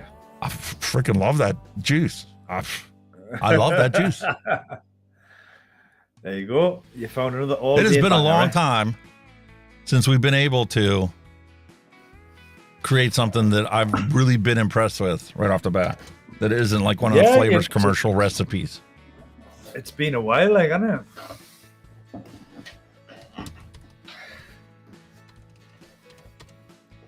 See, too much of a bloody perfectionist, man. That's what's the matter with you. Yeah, I know. I know. Nothing wrong It's my with that, downfall. mate, I'd get more nothing done wrong if I with- wasn't such a perfectionist. Yeah, there's nothing wrong with that though, mate. Get it right first time, as they say. I'll try.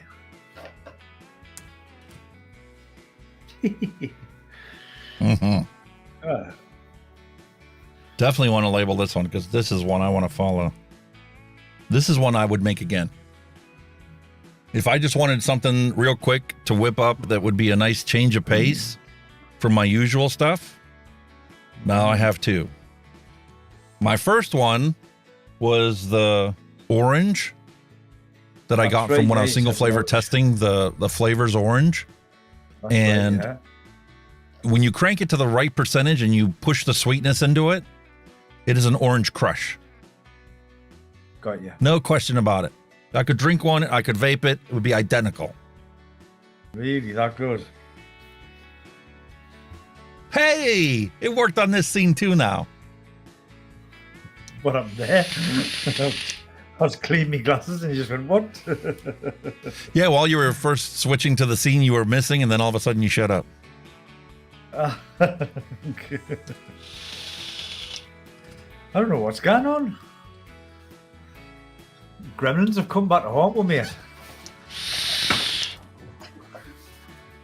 Little pesky gremlins are about. I'm wondering, as strong as that cream is coming through on the initial, is it going to overpower the root beer after it's steeped for a couple weeks? I don't know. Or is it going to settle in where it belongs? Only time will Guess tell. we'll find my friend. out Only in a time little will bit of tell. time. Only time shall tell, sir. Only time will tell.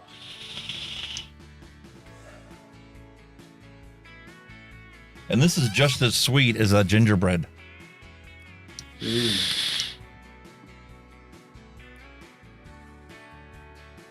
Delicious. Just delicious. We're done, folks. We're done. He's gone. He's away now. That's a banger. I must confess, like, I am enjoying the gingerbread in this Doom. Like, it's very nice. Everything's there. Oh, yeah, and the Doom, it would be fantastic. Oh. I think somebody put it in the chat. It was that the cake we used to get was called Lion's Jamaica cake or something. That's what it was. It was ginger cake. Oh, I don't know if you can. I didn't even know if you can still buy it, but it was fantastic, beautiful. Because it had cake, but you know, like the crusty bit on top of the cake. Well, Yeah. that was just moist. That was just moist with it was like a honey. Oh, it was like a glaze. It was bloody gorgeous. Oh, God, them were the days. I'm gonna have to get and hunt for that now. I'm gonna have to go and buy some. I'm gonna sit. If I can get some next week, I'm gonna sit and eat a whole cake, alive. Strawberry lemonade and root beer float. No. No. Bad combo. Root beer float, fucking delicious, beautiful. Strawberry lemonade, beautiful, delicious.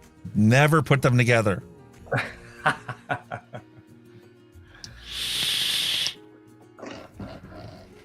That was almost your musk face. That was almost your musk face.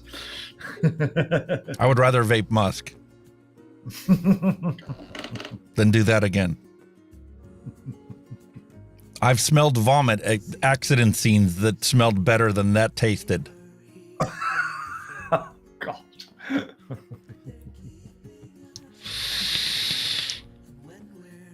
That's bad.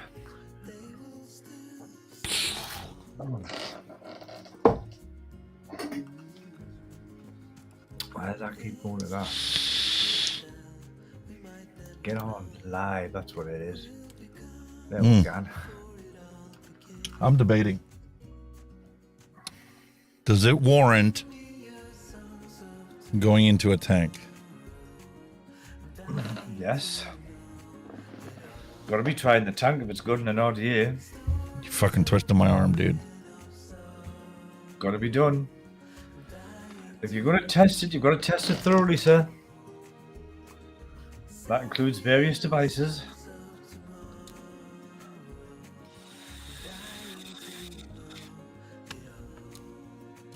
I would have never thought root beer was going to be one of my flavors that excites me.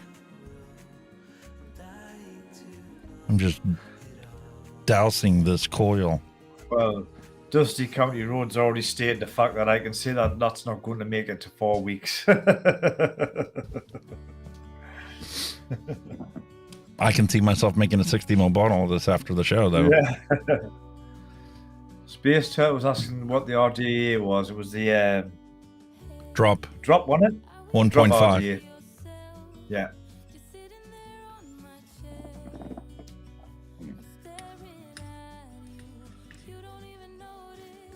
I love this tank. Just always goes together. So the tolerances on the threads, they nailed it. They nailed it. It's not too tight. It's not too loose. I've never had a tank that, you know, got stuck and couldn't get it open. Dusty, how do you like your Fat Rabbit I sent you? Oh, yeah. You got a nice fat rabbit, didn't you? She keep forgetting you. Yeah, I actually bought 2 of those suckers. It was one of those ones that was the Element Vape snafu situation. One of those ones where they lost it and they reimbursed me for it, and I ordered another one because I wanted to do the review on it. So I placed an order from 2 different places, and my V Pro got it to me right away. So I used it, and that's the one we took to Tennessee for our vacation that year before last. Yeah. And it just shit its guts on inside of my camera bag the one day, which is kind of my fault. I shouldn't have laid it on its side.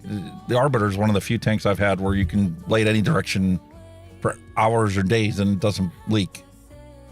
Right, it's top airflow, wasn't it? Ooh, he's got iceberg in it from Flavors. Ooh.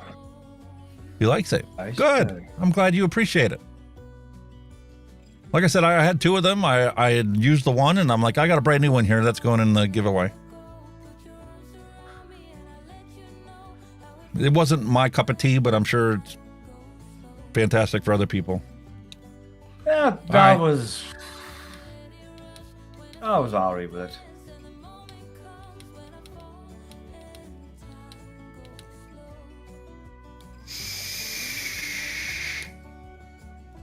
I think the old dead rabbit, fat rabbit things, like, you know, I think it's getting milked a bit now anyway. I think they need to come up with something new. This is an older coil, so I'm going to have to drop the wattage a little bit, especially in the beginning.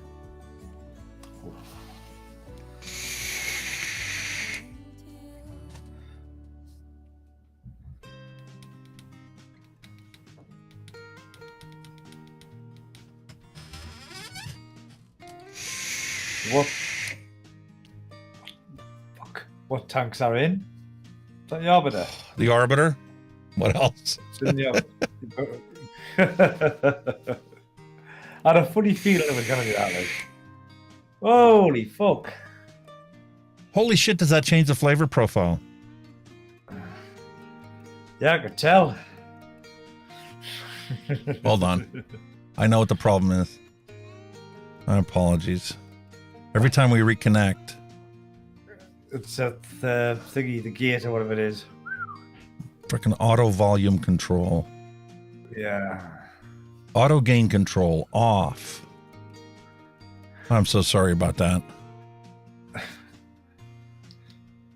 It saved your settings. Don't know. Sometimes, like when we connect, he's the auto control, but when it does kick in, it gains his volume, and then when he takes a vape, it's just like somebody whistling down your fucking ear. Yeah, because I've got all the background noise removal. I've got the expander and the gate set up in the DBX microphone processor, and I have it set up on the actual in the digital chain.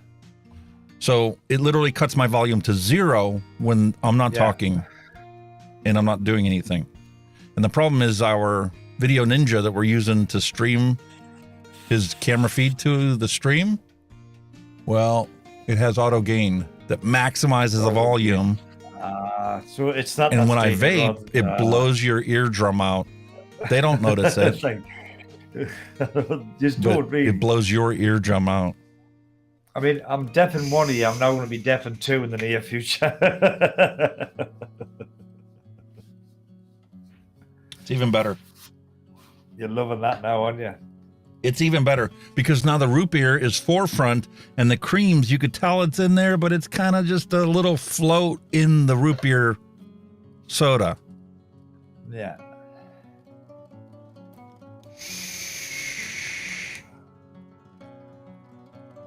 So that's a flavor you probably thought you would never ever enjoyed, and yet there we are. It was one that I ordered the root beer flavoring because Grim said that, you know, Nick said that that was one that he used to quit smoking. So I'm like, I like root beer, but I can't drink it all the time. It's just one of those ones. It's like a special treat once in a blue moon. But holy shit, to vape it, that is a fantastic flavor. Now you understand why you quit then, can't you? If it was that good and you enjoyed it that much. Yep. Ugh, it's just fantastic. And I can't believe, you know, I know there's differences in the tanks, okay? But to go from the drop, which is only like 80% flavor potential of a liquid, and to put it into the Arbiter, I mean, this e-liquid shines on the shake. One of the first ones I've actually had where I've shaked it, vaped it, and it's like better than what I imagine it could be. Mm-hmm. Which, like I said, it's quite surprising with the amount of creams that's in it.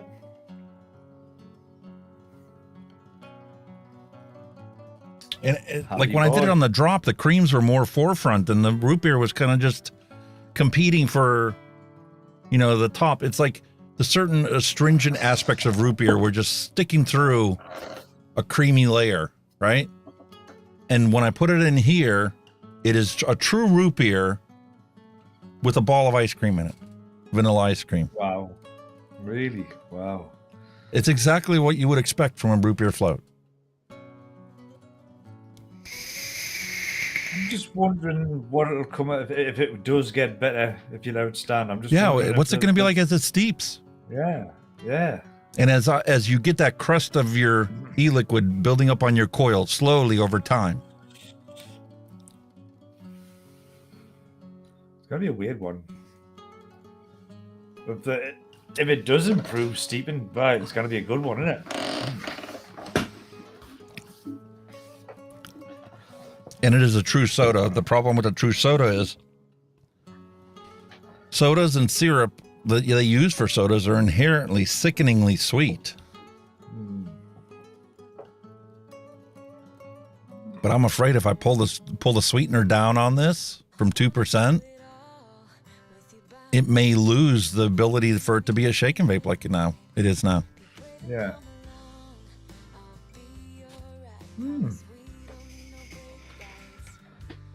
Food for thought, though, isn't it? Just pardon the pun.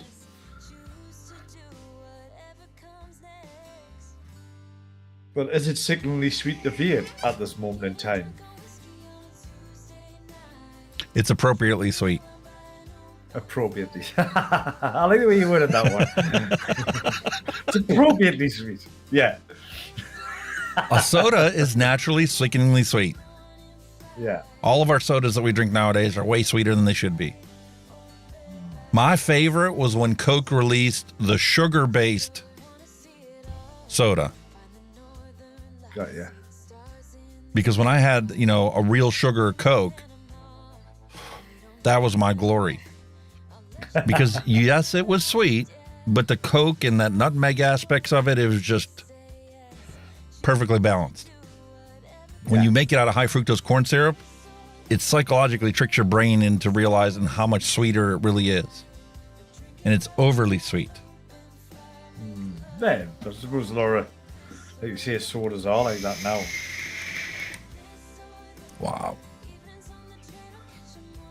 But a beautiful way to wrap up the stream for today. As long as you're a happy bunny, mate.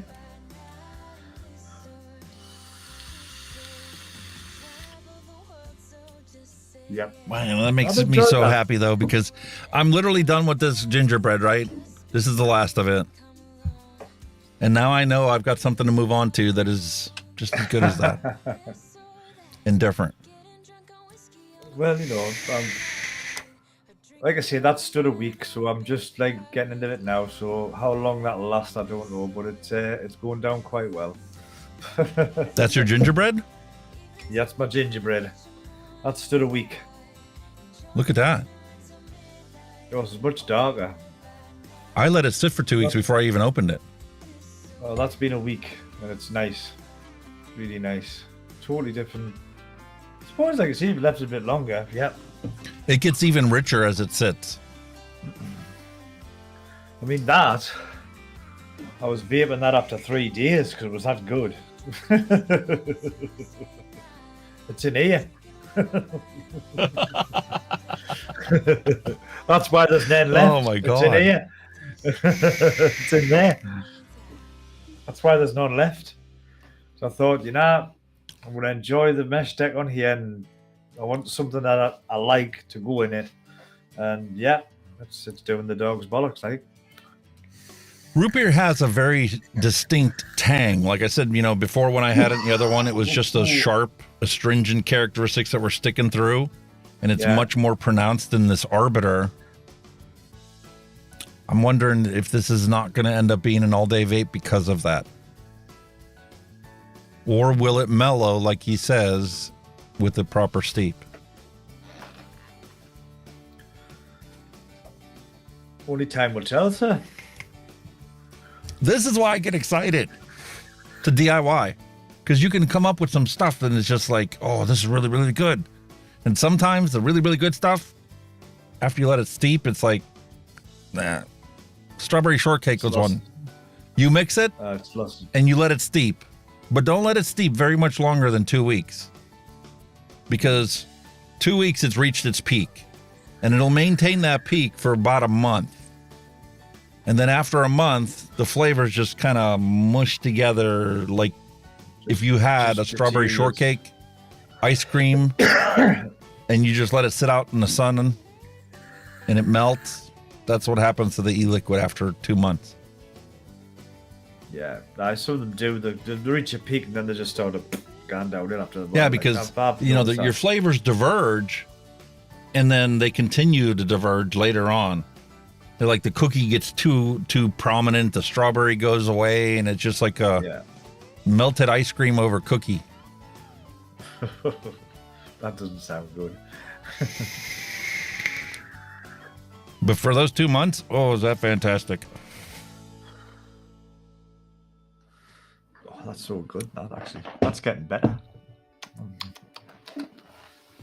Well, folks, I think we've reached the end of the stream for today. Wow. Once again, coming on 4 hours. Where's it go? Where the fuck that time go? I have no idea. I was just thinking before the stream today, I'm like, we need to cut this thing down and like try and do it at 3 hour increments. Somebody was posting on Twitter about YouTube has changed it so you can't like watch it at 1.5 speed or 2 times speed anymore. And I understand, it's asking a lot for people to sit here for 4 hours while we jabber away. But if you could speed it up, or you take it in little chunks at a time throughout the course of a week, it's not so bad. I know, but that's the point. This is fantastic. That is the point. You're supposed to join us live. You're supposed to be here, enjoying the moment live. Not, that's the point of a live show. You know what I mean? And contributing to the outcome of what happens on this thing too. Yeah, that's the joy of it. Exactly. I used to love, when I had time when Steve was doing his live stream on Tuesdays. I used to love it because the kids aren't here, so it was just me and I could religiously attend it. But now it's like on a Wednesday, my daughter's got to go here, daughter's got to go there. Even with her driving and stuff, I got other stuff that's going on, and it's like I can't attend it like I used to. Yeah, but that's I say, like sometimes. I mean, I look at some live shows that I've missed, and I'm thinking, it might be a bit long, but you skip through. But I mean, at the end of the day, though, it's all about being here and now. That's the point, you know what I mean? That's the whole idea of them, in my eyes. And like I say, guys in chat, that turn up every week, we are not worthy. We are not worthy. We are not worthy. Exactly, we are not worthy. Now, if we can just get the rights to play Queen as the outro. There you go. That would never happen, man. No. We couldn't afford it. Especially when you're just sitting in the car there and then quality. Makes me want to grow my hair long. Yeah. Get a mullet. I remember the days. When I had hair and it was going long. No, it's going bald little by little. Yeah, man. All right, folks. Peace, love, and a hunky vape is my wish to you. Hope you guys all have a fantastic week, and we'll catch you the same time next week. Yes, boys and girls. Thank you, everybody, again in chat for joining us. You are what makes this show. Well, apart from him over there. But, you make a show. Absolutely love it when you all join in. It's absolutely brilliant. Makes it all worth doing. Again, thank you very much for popping in, even if it was just popping by and buggering off, whatever. Again, thank you to Alex for having us on here. And again, folks, as always, stay safe, vape safe, and we'll see you all same time, same place next week. You take care, boys and girls. Bye now. Thanks for listening. We'll be back next week again for a fresh round.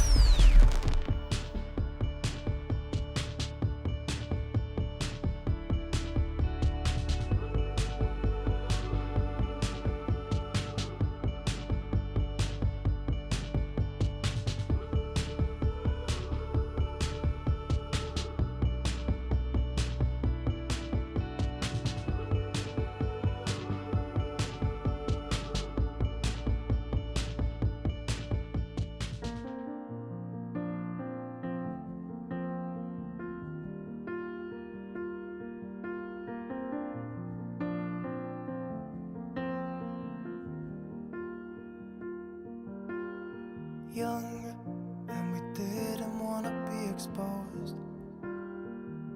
Even though it was cold, we were never wearing proper clothes.